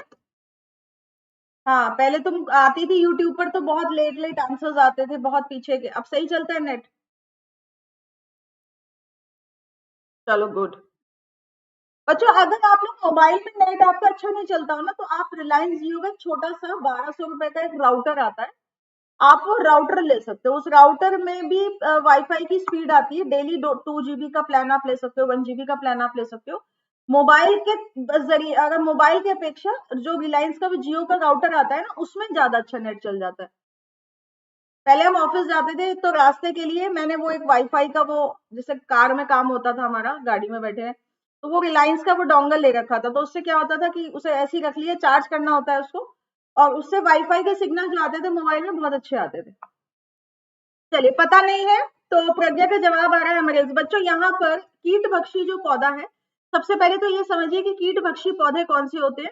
कीट भक्षी पौधे होते हैं आपके जो जिनके अंदर नाइट्रोजन की कमी होती है। नाइट्रोजन की खपत को पूरा करने के लिए वो बच्चों इंसेक्टिवोरस पौधे बन जाते हैं। ठीक है, तो यहाँ पर the right answer is Venus fly trap. Venus fly trap, इसमें क्या होता है, ऐसे जब पौधा होता है बच्चों उसमें इस तरीके के कांटे लगे होते हैं, और जैसे ही ये देखिए ये इस तरह के, तो जब ये पौधा जो है यहाँ पे कीड़ा बैठता है तो क्या होता है, ये फौरन ऐसे ऐसे क्लैप करके पौधा बंद हो जाता है और ये जो कीड़ा है ये अंदर की तरफ चला जाता है। तो ये वीनस फ्लाई ट्रैप है। इसमें एक और आता है पिचर प्लांट, ऐसे करके पिचर प्लांट होता है, इसमें पत्ता ऐसे होता है, तो इसमें एक बटका सा होता है। ठीक है ना, इसको पिचर प्लांट कहते हैं, पिचर प्लांट। ठीक है, और एक होता है बच्चों नेपंथीज, सारे नाम आपको पता होने चाहिए। एक होता है नेपंथीज, एक होता है पिचर प्लांट, यूट्रिकुलेरिया बोलते हैं उसको, यूट्रिलेरिया, और एक होता है वीनस फ्लाई ट्रैप। ठीक है, तो तीन नाम है इंसेक्टिवोरस पौधों के, तीनों नाम आपको पता होने चाहिए। बच्चों बटरफ्लाई, जब कोई कीड़ा, मतलब सॉरी बटरफ्लाई जब बढ़ती है तो आपको तो पता ही है कि बटरफ्लाई जो है वो एक अंडे से डेवलप होती है ना।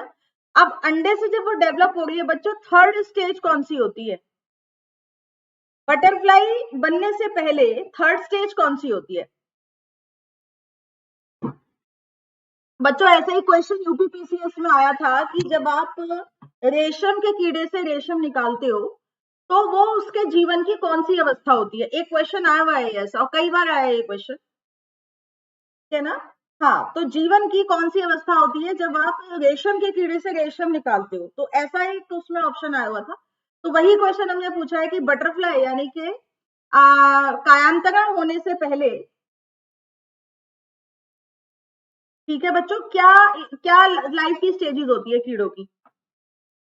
वेरी गुड प्रज्ञा। देखिए बच्चों, कोई भी कीड़ा होता है ना, कोई भी इंसेक्ट होता है, उसके लाइफ की स्टेजेस मैं आपको बता देती हूँ, आप नोट कर सकते हो, आगे के लिए भी काम आएगा। सबसे पहले होता है अंडा, ठीक है, अंडा के बाद वो बनता है नंबर 2 पे लार्वा, ठीक है, लार्वा के बाद बच्चों वो बन जाता है प्यूपा, थर्ड स्टेज, और प्यूपा के बाद वो बन जाता है एडल्ट। अब एडल्ट जो है, एडल्ट को ही आप बटरफ्लाई बोलते हो। ठीक है, अच्छा अब बच्चों, एग लार्वा प्यूपा, प्यूपा की जगह अब होता क्या है, जो रेशम का कीड़ा होता है उसका भी मैं आपको बता देती हूँ, रेशम कीड़े के ऊपर बहुत सारे क्वेश्चन आते हैं। तो रेशम कीड़े में प्यूपा लेवल नहीं होता, यहाँ पे कोकून बन जाता है। क्या बन जाता है, कोकून। तो कोकून के बाद, कोकून लेवल पर ही हम उसको बच्चों यूज कर लेते हैं, और उसके ऊपर जो रेशम का वो बुनाई का धागा होता है, यस, तो वो कोकून रेशम के कीड़े में इस्तेमाल कर लिया जाता है। अच्छा, ये तो रही बटरफ्लाई है इन चीजों की बात। अब बच्चों जैसे मस्कीटो है, ठीक है, तो मस्कीटो की लाइफ में क्या स्टेजेस होगा, पहले अंडा देगा, उसके बाद लार्वा बनेगा, उसके बाद बच्चों ये बनता है निम्फ। निम्फ, निम्फ एक अवस्था होती है इसमें, इसमें प्यूपा नहीं होता है, और निम्फ के बाद बच्चों ये फिर पूरा मस्कीटो बन जाता है ना। तो ये दो तीन चीजें हैं, ये आपको पता हो, पेपर में आ जाए तो अच्छी बात है, आपको याद रहेगा। ठीक है जी, चलिए अगला क्वेश्चन आएगा। बच्चों आपके शरीर में कौन सा ऐसा पदार्थ है, कौन सा ऐसा एंजाइम है जो आपके बॉडी में कार्बोहाइड्रेट को तोड़ने का काम करता है।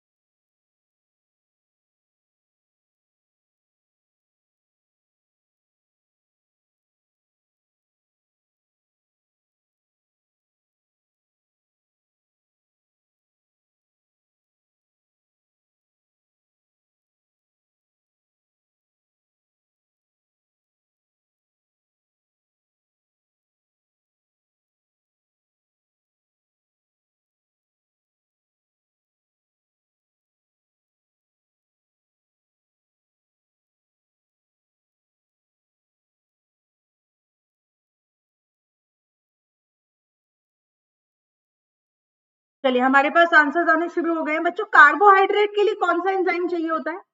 कार्बोहाइड्रेट के लिए सारे बच्चों की पिटाई कर दूंगी मैं। सारे बच्चे गलत जवाब दे रहे हैं। बच्चों देखो, कार्बोहाइड्रेट के ब्रेकडाउन के लिए हमें अमाइलेज चाहिए होता है, सलाइवरी अमाइलेज। भूल गए आप लोग?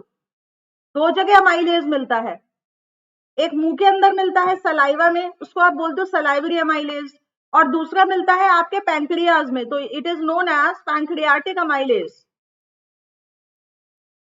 पढ़ाया था मैंने, भूल गए हो सारे बच्चे, इसलिए कह रही हूँ रिवीजन बहुत जरूरी है। कोई फायदा नहीं है पढ़े हुए का अगर आप भूल जाते हो, रिवीजन बहुत जरूरी है। तो पैंक्रियाज में भी स्टार्च का डाइजेशन होता है, कार्बोहाइड्रेट का डाइजेशन होता है, and it is known as pancreatic amylase. समझ आ रही है? नोट कर लीजिए, भूल गए हैं दोबारा नोट कर लीजिए। लाइपेज को हम वसा वसा के लिए यूज करते हैं, प्रोटीएज को हम प्रोटीन के लिए यूज करते हैं, पैप्टिसिडेज को हम लोग अमीनो एसिड में कन्वर्ट करने के लिए, प्रोटीन जब पेप्टाइड में जुड़ जाता है तो पेप्टाइड को आगे अमीनो एसिड में ब्रेक डाउन करने के लिए हम लोग पैप्टिसिडेज का इस्तेमाल करते हैं। ठीक है, तो प्लीज नोट करें, आपके बॉडी में ये एंजाइम होता है, और सलाइवरी अमाइलेज आपके मुंह में होता है, पैंक्रियाटिक अमाइलेज आपके पैंक्रियाज में होता है। जहां पर भी अमाइलेज लिखा है, so amylase is basically helping in the break down of carbohydrates. Clear हो गया? चलिए नेक्स्ट क्वेश्चन। और इसलिए मैं वेट कर रही थी कि आप लोग अपनी गलती पकड़ो, गलती कर रहे हो और किसी ने ध्यान नहीं दिया। चलिए बच्चों, आपको बताना है टिड्डे के कान कहाँ होते हैं। टिड्डा सबने देखा है ना, grass hoppers, everybody you must have seen the grass hopper. तो जल्दी बताओ, टिड्डे के जो पंख होते हैं, देखा है ना टिड्डा, सबने देखा होगा, बड़ी बड़ी टांगे होती हैं उसकी, और हॉप करता रहता है, डराता रहता है टिड्डा। तो जल्दी बताओ उसके कान कहाँ होते हैं? Where is the where are the ears of grasshopper located? चलिए प्रज्ञा का जवाब आ गया है, उसके मैम उसके एंटीने में होते हैं। पक्का एंटीने में होते हैं कान, टिड्डे के कान। ही क्वेश्चन आया हुआ है पहले पेपर में। हेलो सुमित कुमार जी, नमस्कार, बहुत बहुत स्वागत है। बच्चों टिड्डे के कान उसके पैरों में होते हैं।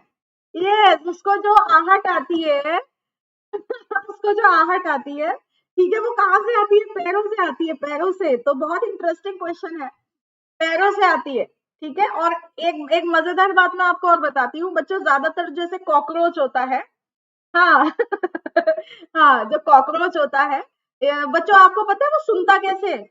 कॉकरोच जो टेस्ट करता है खाने का, कि भाई खाना कहाँ से आ रहा है, वो कहाँ पे मुझे जाना है खाने के लिए, आपको जान के फिर बहुत हंसी आएगी।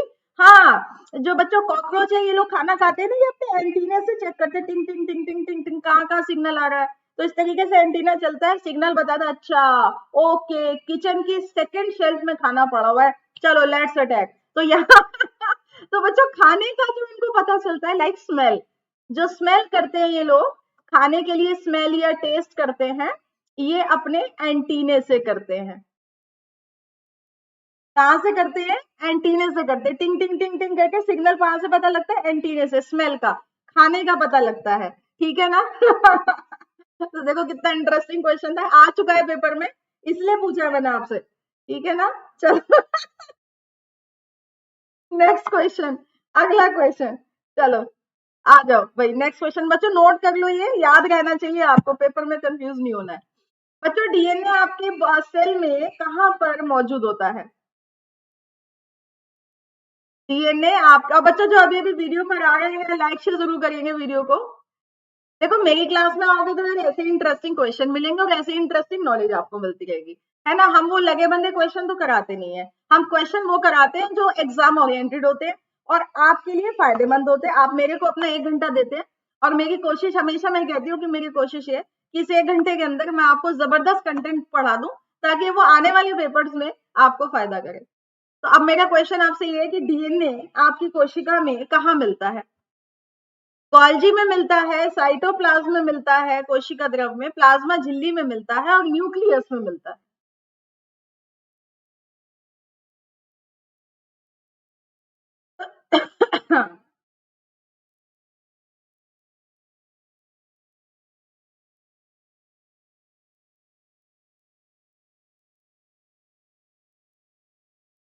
एब्सोल्युटली करेक्ट प्रज्ञा। डीएनए मेनली कहाँ होता है? यस, नाभिक में। नाभिक में होता है। कहाँ होता है? नाभिक में। हाँ प्रज्ञा, ऑल ओवर पूरे दिन में तो 3-4 घंटे की हमारी क्लास हो ही जाती है, तो 3-4 घंटे में आप बहुत सारा कंटेंट, मैं कोशिश करती हूँ कि आपको न्यू न्यू कंटेंट कराया जाए। तो बच्चों न्यूक्लियस में होता है। Yes absolutely correct. चलिए अगला क्वेश्चन आएगा। तो बायोलॉजी की कौन सी ब्रांच है जिसमें आप जीवों की बॉडी स्ट्रक्चर और उनके पार्ट्स के बारे में अध्ययन करते हो? एनाटॉमी, माइकोलॉजी, क्रोनोबायोलॉजी और इकोलॉजी। इकोलॉजी से याद आया, 2 बजे प्लस की क्लास में आ जाना, 2:05 पर। ठीक है, आज आपको ऑब्जेक्टिव कराने वाली हूँ। आज बायोडाइवर्सिटी उसमें टॉपिक डला हुआ होगा, लेकिन कोई बात नहीं, हम ओवरऑल एनवायरमेंट इकोलॉजी को उठाकर चलेंगे, ठीक है ना? तो no issues. Anatomy, mycology, chronobiology and ecology.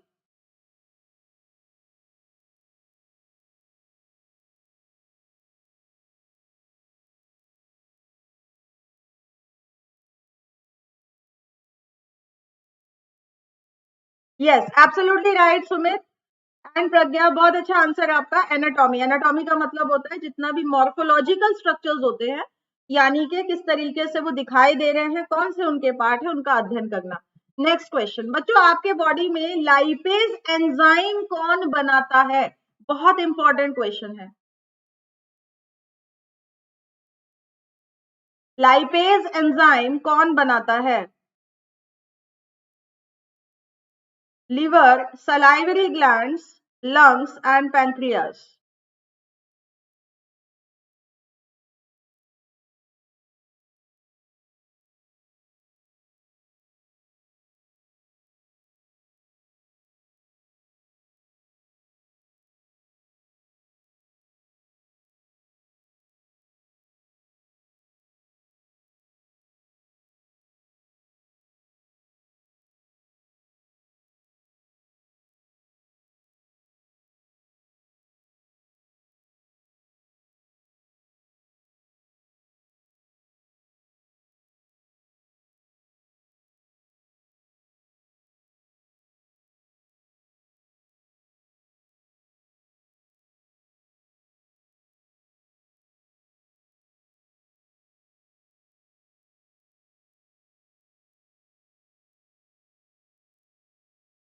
चलिए मेरे पास क्वेश्चन नंबर 43 के आंसर्स आ रहे हैं। लीवर, ज्यादातर बच्चे हमें लीवर बोल रहे हैं कि लाइपेज एंजाइम जो है ये लीवर बनाता है, और अभी मैंने आपसे थोड़ी देर पहले कहा था कि लाइपेज एंजाइम जो है ये पैंक्रियाज बनाता है। बच्चों आपका अग्नाशय जो होता है ये पैंक्रियाटिक अमाइलेज बनाता है, ये वसा को पचाने के लिए लाइपेज बनाता है,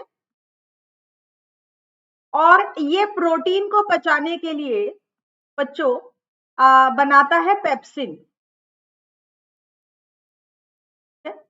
सॉरी ट्रिप्सिन बनाता है, ठीक है, काइमोट्रिप्सिनोजन। हाँ, ट्रिप्सिन बनाता है प्रोटीन पचाने के लिए, और एक बनाता है काइमोट्रिप्सिन।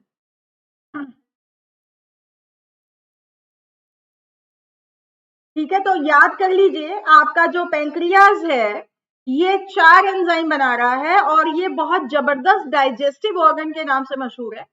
पैंक्रियाज से ही अगर जब बच्चों आपको मैंने बताया था कि पैंक्रियाज एक हार्मोन रिलीज की तरह भी काम करता है। पैंक्रियाज से इंसुलिन भी मिलता है आपकी बॉडी में, जो ब्लड शुगर को रेगुलेट करता है। पढ़ाया है कि नहीं पढ़ाया? सब पढ़ाया हुआ है, भूल गए हो? रिवीजन इसलिए जरूरी होता है। तो ब्लड शुगर रेगुलेट कर रहा है गाइस।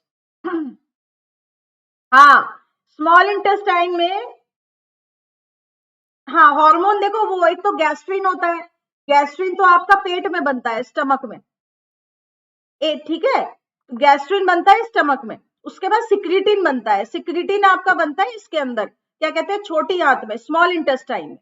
और छोटी आंत ही है पेंक्रियास को कमांड देती है कि भाई फटाफट से अभी तुम ये सारे के सारे एंजाइम्स निकालो। तो हार्मोन अलग हो गया प्रज्ञा, और एंजाइम्स अलग हो गया। हार्मोन जो कमांड दे रहा है कि आपको ये काम करना है, और जो एंजाइम होता है वो काम करता है, वो काम, वो वर्कर है आपके शरीर का, वो काम करेगा। जैसे अमाइलेज कार्बोहाइड्रेट पे काम कर रहा है, लाइपेज वसा पे काम कर रहा है, ट्रिप्सिन प्रोटीन पे काम कर रहा है, काइमोट्रिप्सिन प्रोटीन पे काम कर रहा है। आगे बात समझ में आ गई? तो इस तरीके से बच्चों पैंक्रियाज लगभग सारी चीजों का डाइजेशन कर देता है। पैंक्रियाज हर चीज का, कार्बोहाइड्रेट, प्रोटीन, फैट, हर चीज का ये पाचन कर देता है और इंसुलिन नामक हार्मोन भी निकालता है, जिससे आपके बॉडी का जो ब्लड शुगर होता है वो रेगुलेट होता है। आ गया, समझ में आ गया बच्चों? लीवर कोई एंजाइम नहीं निकालता, कभी भी भूल गए हो आप। लीवर आपके शरीर में केमिकल्स बनाता है, एंजाइम्स नहीं बनाता है। समझ आ गई बात? प्लीज नोट करिए, liver never makes an enzyme, it never produces any enzyme. ये कभी कोई एंजाइम नहीं बनाता है। लीवर आपके हार्मोन बनाता है, लीवर आपके प्रोटीन बनाता है, लीवर आपके लिए और कुछ केमिकल्स बनाता है, लेकिन लीवर कभी भी आपके बॉडी में किसी एंजाइम को रिलीज नहीं करता है। आपके शरीर में लीवर का कभी भी एंजाइम से कोई मतलब नहीं है गाइस। प्लीज इसको अच्छे से लिख लीजिए, अपने ब्रेन में चिपका लीजिए, ठीक है? नेक्स्ट क्वेश्चन बच्चों, आपको बताना है, आप कभी पढ़ते हो तो पढ़ते पढ़ते सिस्टोलिक और डायस्टोलिक, सिस्टोलिक और डायस्टोलिक ये दो शब्द आपको पढ़ने में मिलते हैं। कहाँ इस्तेमाल होता है इनका? Systolic and diastolic. और जिन बच्चों ने अभी भी वीडियो को लाइक शेयर नहीं कराएगा, इस लाइक शेयर जरूर करेंगे।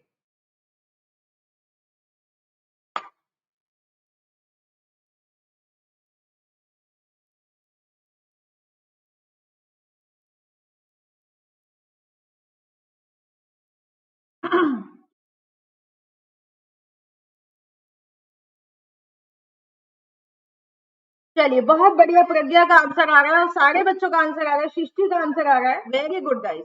जब हम ब्लड प्रेशर को माप करते हैं तो वहीं पर हम लोग up side and down side, systolic oblique diastolic, ऊपर वाला होता है 120 mmHg और नीचे वाला होता है 80 mmHg। तो ऊपर वाले को हम कहते हैं सिस्टोलिक प्रेशर और नीचे वाले को हम कहते हैं diastolic pressure. Very good guys, बहुत बढ़िया आंसर आप लोगों के। चलिए, अगला क्वेश्चन आएगा बच्चों, माइटोकॉन्ड्रिया नाम किसने रखा था? Antony van Leeuwenhoek, Karl Benda, Charles Lebrun और जॉन साक।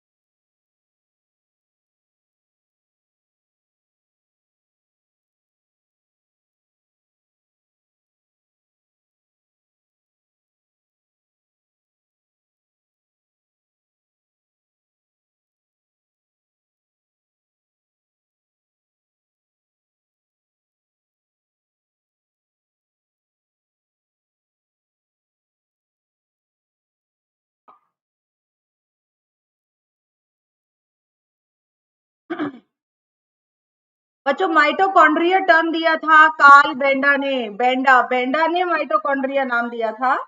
नोट करिए। हेलो सतीश कुमार जी, नमस्कार, very very good afternoon. Karl Benda, और बेंडा ने माइटोकॉन्ड्रियल थ्योरी भी दिया था बच्चों।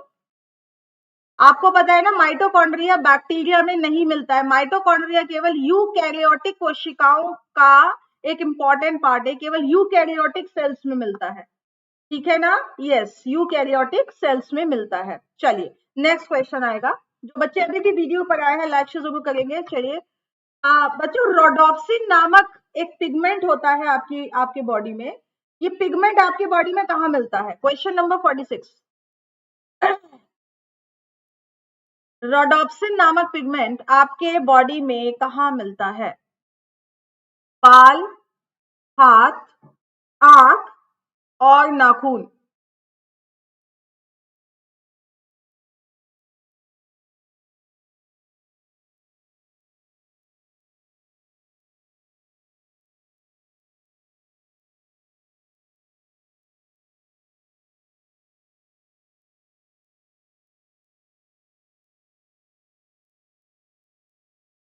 एब्सोल्युटली करेक्ट बच्चों, रोडोप्सिन आपकी आई में मिलता है और ये rhodopsin is basically important for the vision, यानी कि दृष्टि, आपकी आईज की जो दृष्टि होती है उसको बनाए रखने के लिए हमें रोडोप्सिन की जरूरत पड़ती है guys. Very good, very good eyes, बहुत बढ़िया आंसर।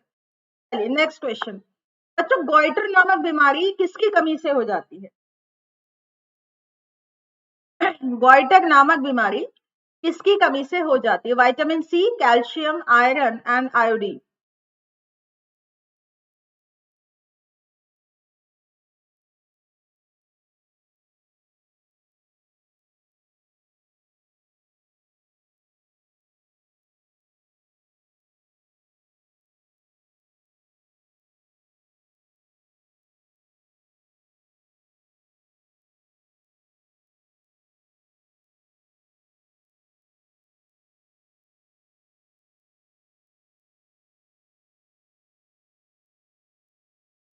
यस, गॉइटर किसकी कमी से होता है guys? Iodine. Very good. Goitre घेंगा रोग कहा जाता है। और आपके गले में जो थायराइड ऑर्गन होती है बच्चों, उसके काम करने के लिए, थायराइड ग्लैंड को काम करने के लिए हम लोगों को आयोडीन की जरूरत पड़ती है। तो अगर आयोडीन नहीं होगा तो उसकी तरह वजह से थायराइड अफेक्टेड हो जाएगी और गॉइटर नामक जो डिसीज है, घेंगा नामक जो डिसीज है, वो आपका हो जाता है। चलिए नेक्स्ट क्वेश्चन। अच्छा, आपको बताना है कि वाटर बॉर्न डिसीज, इसमें से कौन सी बीमारी पानी से नहीं होती है, गंदा पानी पीने से? टाइफाइड, कॉलेरा, मम्स और हेपाटाइटिस।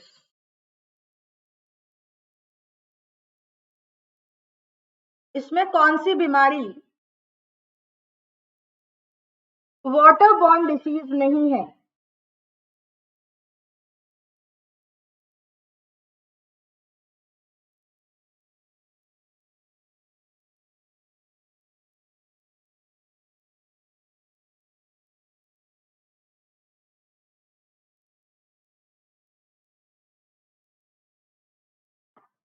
तो मेरे पास आंसर्स आने शुरू हो गए हैं बच्चों। गंदे पानी से कौन सी बीमारी नहीं होती है? द राइट आंसर इज मम। मम कभी भी गंदे पानी से नहीं होता है, तो ये हवा से होता है, ये हवा का संक्रमण होता है। ठीक है, टाइफाइड गंदे पानी से होता है, कॉलेरा गंदे पानी से होता है, हेपेटाइटिस सी भी गंदे पानी से हो जाता है। लेकिन मम्स जो होता है ये वायरल इन्फेक्शन होता है वैसे तो, लेकिन ये हवा के संक्रमण से होता है। तो मेरे पास केवल प्रज्ञा का सही जवाब आया था। और हाँ, केवल प्रज्ञा का। चलिए वेरी गुड प्रज्ञा, बहुत अच्छा जवाब। Next question. आपको बताना है कि इसमें से कौन सा ऐसा पेड़ है जो बच्चों बीज तो बनाता है लेकिन ओवरी पे उसके बीज नहीं होते हैं, यानी कि ओवरी के बाहर नंगे बीज होते हैं। हाइड्रोफाइट्स, एंजियोस्पर्म्स, ब्रायोफाइट्स और जिम्नोस्पर्म्स। बहुत अच्छा क्वेश्चन है, पढ़ा चुकी हूं आपको प्लस क्लास में। आपको जब मैंने पौधों का क्लासिफिकेशन कराया था, याद करिए, उसमें मैंने आपको बीज और इन सब के आधार पर पूरा चार्ट बनवाया था कि किस तरीके से आप पहचानेंगे पौधों को। तो हाइड्रोफाइट्स, एंजियोस्पर्म्स, ब्रायोफाइट्स और जिम्नोस्पर्म्स।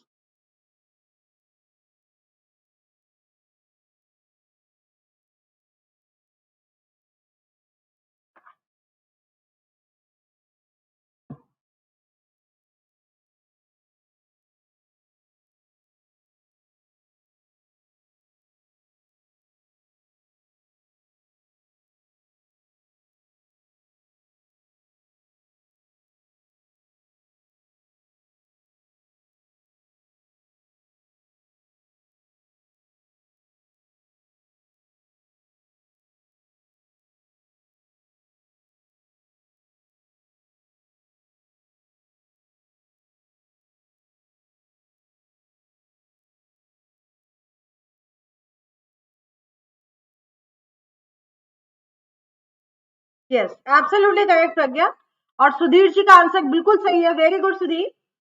जिम्नोस्पर्मा बच्चों, ये नेकेड पौधे कहे जाते हैं, नंगे बीज पत्री, यानी कि इनके जो बीज होते हैं वो पत्तों के ऊपर ही, कोन जैसे आपने चीड़ का पेड़ देखा होगा, इस तरीके से बीज इनके यहाँ पर मतलब ओपनली लगे होते हैं। इनके बीज किसी ओवरी में नहीं होते हैं। तो ये जिम्नोस्पर्मा यानी कि नेकेड सीड्स, इनको नेकेड सीड प्लांट इनको कहा जाता है। और ये मैंने आपको क्लासिफिकेशन में बहुत अच्छे से करवाया था गाइस। ठीक है, चलिए वेरी गुड। अगला क्वेश्चन आता है आपके सामने।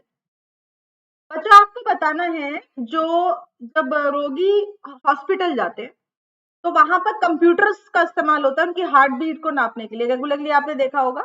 वो कौन से कंप्यूटर्स होते हैं? Hybrid computers, digital computers, analogue computers and mainframe computers.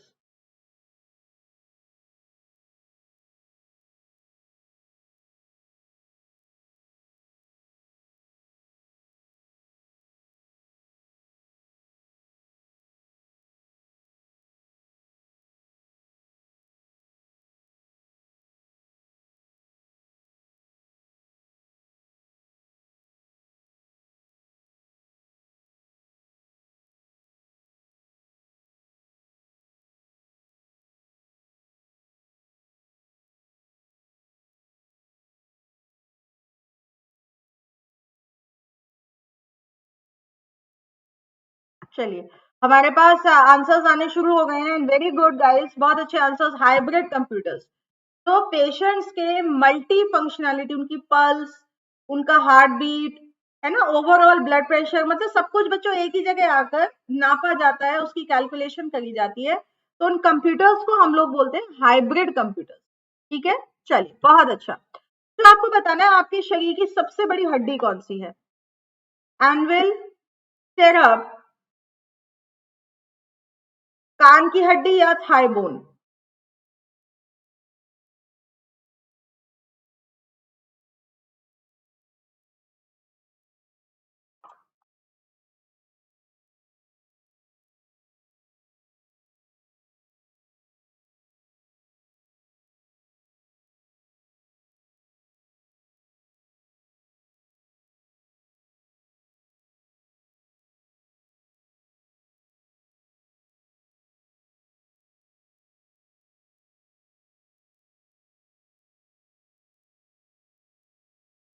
Yes, absolutely right. बच्चों आपकी जो जांग की हड्डी होती है आपके शरीर की सबसे बड़ी हड्डी होती है और इसका नाम क्या होता है? फीमर।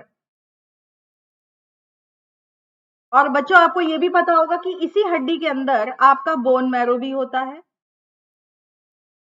यानी कि अस्थि मज्जा भी आपको इसी हड्डी में मिलती है। ठीक है, तो this is a very very important bone and आपके बॉडी का पूरा ओवरऑल जो वेट होता है वो आपकी थाई बोन जो है बच्चों वो संभालती है। चलिए, नेक्स्ट क्वेश्चन। तो आपको बताना है, एक प्रॉब्लम हो जाती है कई बार ब्रेन में, जैसे जैसे उम्र बढ़ती है या कुछ भी और कह लीजिए, तो उससे भुलक्कड़पना आता आता चला जाता है, कंफ्यूजन होता चला जाता है। आपको ये बताना है कि ये क्या होता है? अल्जाइमर, एक प्रकार का पागलपन, कॉन्कशन यानी कि ब्रेन स्ट्रोक, या amnesia? Question number 52।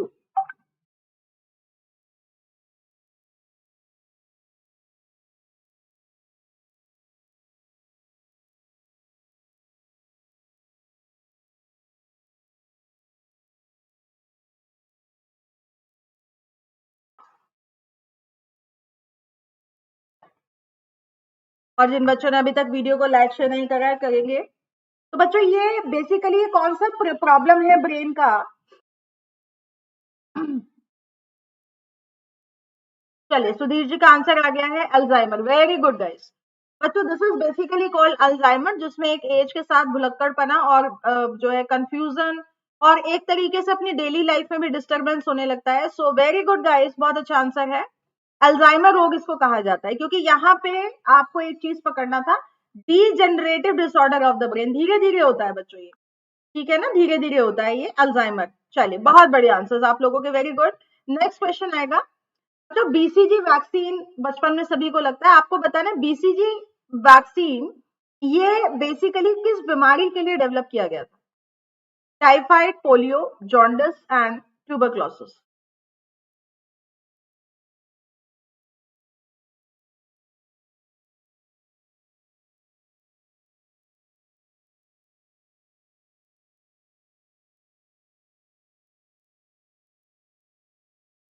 BCG vaccine किस बीमारी के लिए इस्तेमाल किया गया था? एमनेशिया में प्रज्ञा, अगर मान लीजिए कोई 10 साल का लड़का भी है या 15 साल का लड़का भी है, और उसके दिमाग में चोट लग गई, एक्सीडेंट हो गया और उसकी वजह से वो भूल गया सब कुछ, यानी कि भुलक्कड़ बना गया उसके अंदर, तो वो एमनेशिया होता है और वो टेम्परेरी भी हो सकता है। जैसे उसके ब्रेन में क्लॉटिंग या सूजन कम होगी तो वो ठीक हो जाएगा। लेकिन अल्जाइमर रिवर्सिबल नहीं होता। अल्जाइमर एक बार होने के बाद ब्रेन खराब ही होता चला जाता है, इसके बाद इसका कोई इलाज नहीं है।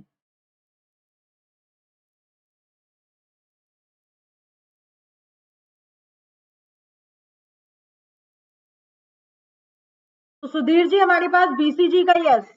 चलिए बच्चों, बीसीजी इज बेसिकली ट्यूबरक्लोसिस। ये टीबी की बीमारी के लिए इस वैक्सीन को डेवलप किया गया था और सभी को पता है कि this is basically a bacterial disease, है ना। ये मायोबैक्टीरियम ट्यूबरक्यूली नामक बैक्टीरिया होता है, तो उसकी वजह से टीबी हो जाता है गाइस। और इसी बीमारी के लिए बीसीजी वैक्सीन को जो है वो डेवलप किया गया था। नेक्स्ट क्वेश्चन बच्चों, ऑस्टियोपोरोसिस में कौन सा अंग प्रभावित होता है? ऑस्टियोपोरोसिस में कौन सा अंग प्रभावित होता है? हड्डियां, गुर्दा, फेफड़े और मस्तिष्क?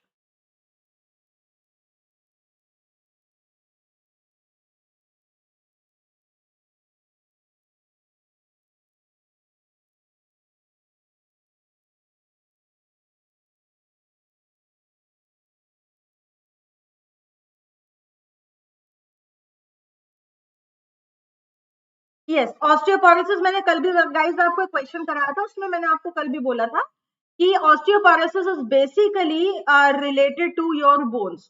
तो आपकी जो बोन डेंसिटी है वो कमजोर हो जाती है ना। और बोन डेंसिटी के कमजोर होने की वजह से धीरे धीरे हड्डियां चटकने लगती है और उसी को बोला जाता है ऑस्टियोपोरोसिस। तो the right answer is bones. चलिए अगला क्वेश्चन आता है बच्चों, बहुत ध्यान से देखना, बहुत अच्छा क्वेश्चन है और ये प्रीवियस पेपर्स में आ चुका है ना।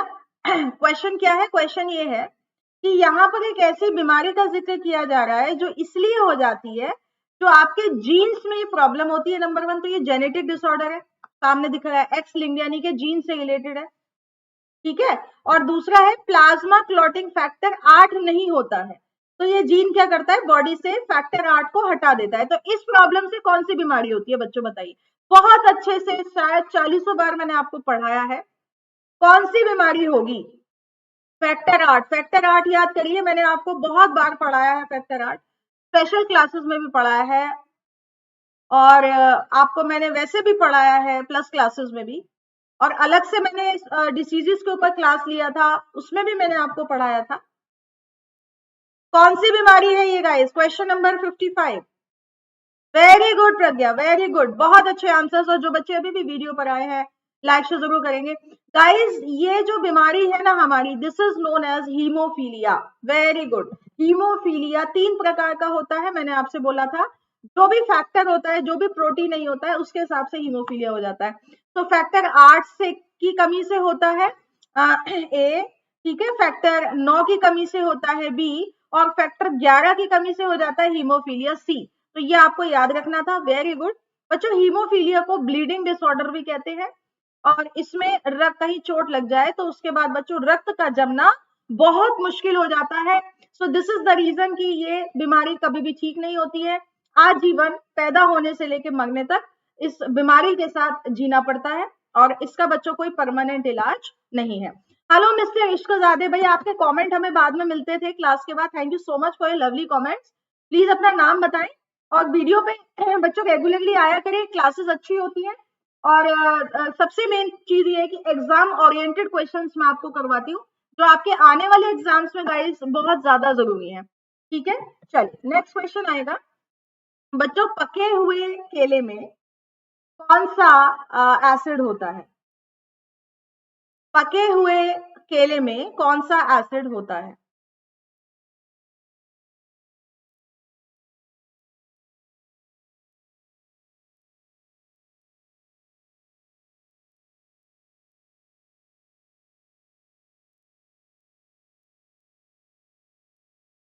अच्छा, लक्ष्य नाम है आपका। लक्ष्य जी बहुत बहुत स्वागत है आपका लेट्स के क्यूपी एग्जाम चैनल पर।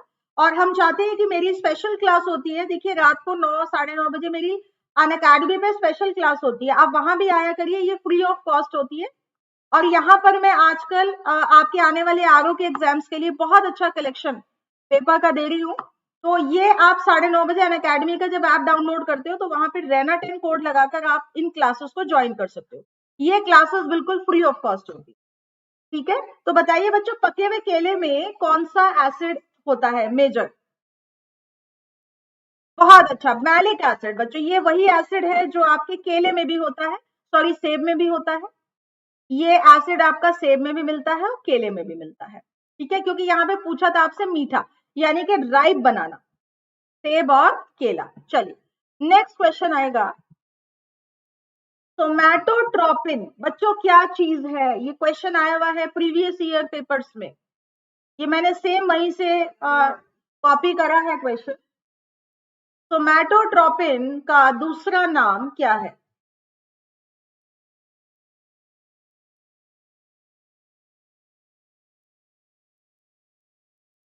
आंसू gas, growth hormone, comic gas यानी कि हास्य गैस या लाफिंग गैस, और डाइजेस्टिव जूस। क्या चीज है बच्चों सोमैटोट्रोपिन? पढ़ाया है मैंने, खुद पढ़ाया है आपको। चलो हिंट दे दिया, मैंने खुद पढ़ाया है आपको। What is सोमैटोट्रोपिन?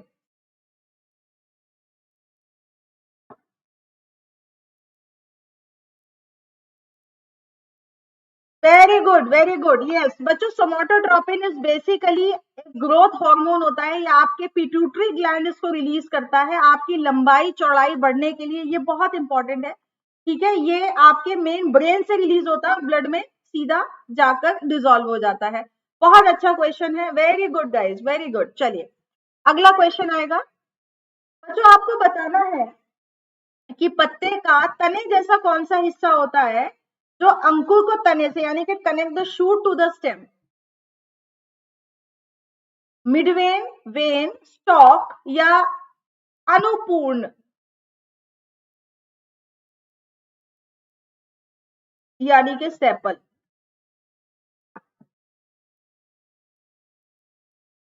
जो बच्चे अभी भी वीडियो पर आ रहे हैं गाइस, प्लीज आपसे रिक्वेस्ट है वीडियो को लाइक करें, शेयर करें, क्योंकि आपकी वजह से ही और बच्चों को पता लग पाएगा कि इतना अच्छा क्लास होता है अकेडमी पर, फायदेमंद क्लास होता है।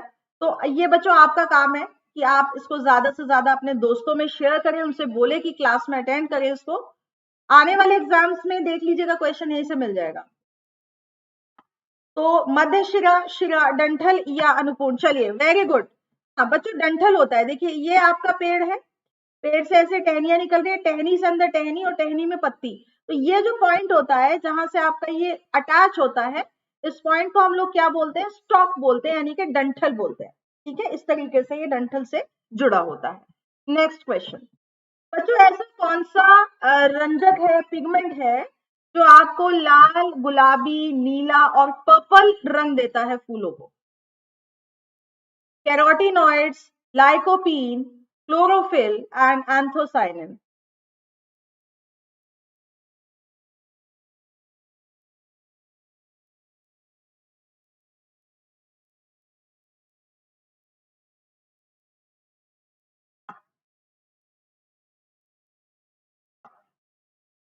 बच्चों कलर्स, जो फूलों को कलर्स मिलते हैं, अलग अलग कलर्स मिलते हैं, वो कौन से पिगमेंट्स होते हैं? बहुत इंपॉर्टेंट क्वेश्चन है।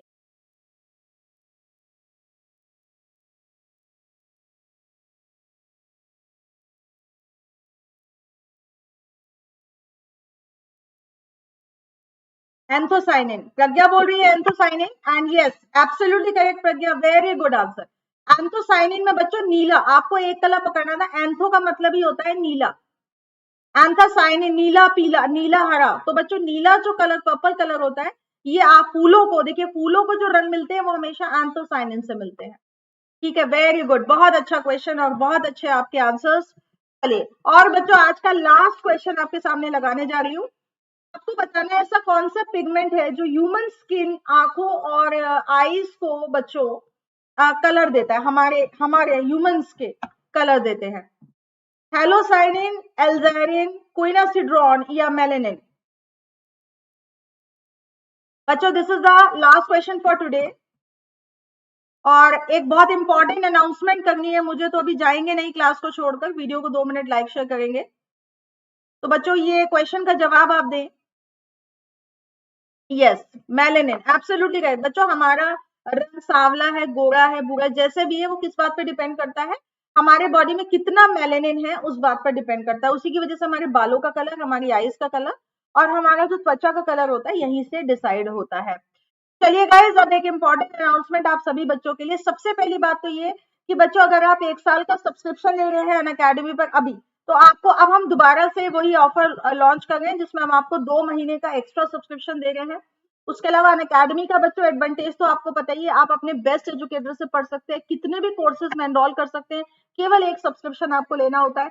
मल्टीपल कोर्सेज को आप एक्सेस कर सकते हैं पीडीएफ के साथ, लाइव डाउट सेशंस के साथ साथ रिकॉर्डेड के बाद भी आप अपने डाउट्स पूछ सकते हैं एजुकेटर से। उसके अलावा हाथ उठाकर क्लास में भी आप एक्जेक्टली ऐसे ही पूछ सकते हैं जैसे आप अपनी कोचिंग्स में पूछते हैं। और बच्चों, हर संडे हम आपके लिए स्कॉलरशिप मुफ्त जीतने का मौका लेकर आते हैं। जीएस पेपर 1 टेस्ट सीरीज है ना, तो ये आप लोग जितना अच्छा आपका मार्क्स आएगा उतना अच्छा आप यहाँ पर गाइस टेस्ट सीरीज को ज्वाइन कर सकते हैं। लेखपाल का टेस्ट सीरीज सैटरडे सुबह 10 बजे, ये उन बच्चों के लिए जो ऑलरेडी बच्चों हमारे साथ प्लस के मेंबर हैं। 4 से 5,000 का टेस्ट सीरीज आपको मार्केट में अलग से मिलता है, ये हम आपको अपने प्लस कोर्स के साथ बिल्कुल साथ में कराते हैं। रेना 10 आप जब भी किसी क्लास में आए, किसी कोर्स को खरीदें, तो रेना 10 कोड को आप यहाँ इस्तेमाल कर सकते हैं। क्या कोड है मेरे नाम का? रेना 10, ये आप इस्तेमाल कर सकते हैं बच्चों। अभी फिलहाल मेरा बैच चल रहा है उन्नत बैच, इसमें मैं 2 से 3 बजे प्लस क्लास ले रही हूँ और मैं आपको एनवायरमेंट इकोलॉजी तैयार करवा रही हूँ आने वाले एग्जाम्स के लिए। ऑब्जेक्टिव सब्जेक्टिव अभी हम नहीं कर रहे हैं, हम ऑब्जेक्टिव कर रहे हैं। और ये सारे बैचेस आप एक सब्सक्रिप्शन से हमारे साथ ज्वाइन कर सकते हैं। 24 महीने का फीस मात्र 500 रुपया है गाइस। और आप अब अगर एकदम आप सब्सक्रिप्शन ना ले तो आप हमारे साथ मुफ्त ढेर सारी स्पेशल क्लासेस को भी ज्वाइन कर सकते हैं, उसमें आपको कोई पैसा नहीं देना होता। तो ईएमआई पर आपको केवल 500 रुपए का कोर्स पड़ता है 2 साल का, और 1 साल का कोर्स 700 रुपए। और अभी जो ऑफर चल रहा है हमारे पास जो आया है उसमें बोला है कि 12 पे हम आपको 2 महीना एक्स्ट्रा दे रहे हैं सब्सक्रिप्शन का। यूपी और बिहार वालों के लिए हम लोग 8,000 रुपए महीना, सॉरी 6 महीने के लिए ये फुल पैकेज आपको दे रहे हैं गाइस, तो ये भी आप लोग एनरोल कर सकते हैं। बग्स बाउंटी एक ऐसा ऑफर है जो किसी भी ऑनलाइन क्लास में आपको नहीं मिलेगा। इसमें आपको हम ये पूरी बच्चों राइट देते हैं कि अगर आपको अकेडमी पे कोई कंटेंट अच्छा नहीं लग रहा या कोई कंटेंट ऐसा मिसलीडिंग कंटेंट आपको दिया जा रहा है, तो उसकी शिकायत आप टीम से कर सकते हो और उसके लिए आपको प्राइज भी दिया जाएगा। तो this is called bugs bounty. Special class मेरी आप ज्वाइन करेंगे आज रात 9:30 बजे, और आरओ स्पेशल क्लास चल रही है जिसमें मैं एनसीईआरटी बेस्ड क्वेश्चंस आपको सॉल्व कराऊंगी। तो आपको आना है, रेना 10 कोड लगाकर आना है जरूर बच्चों, रेना 10 कोड जरूर याद रखें। Thank you so much guys for joining this session, love you all, take care. मिलती हूँ 2 बजे आपसे अपनी प्लस क्लास में। टेलीग्राम चैनल को सब्सक्राइब कर ले, यूट्यूब चैनल को सब्सक्राइब कर ले, लाइक शेयर जरूर करें। Thank you so much guys, bye bye and take care.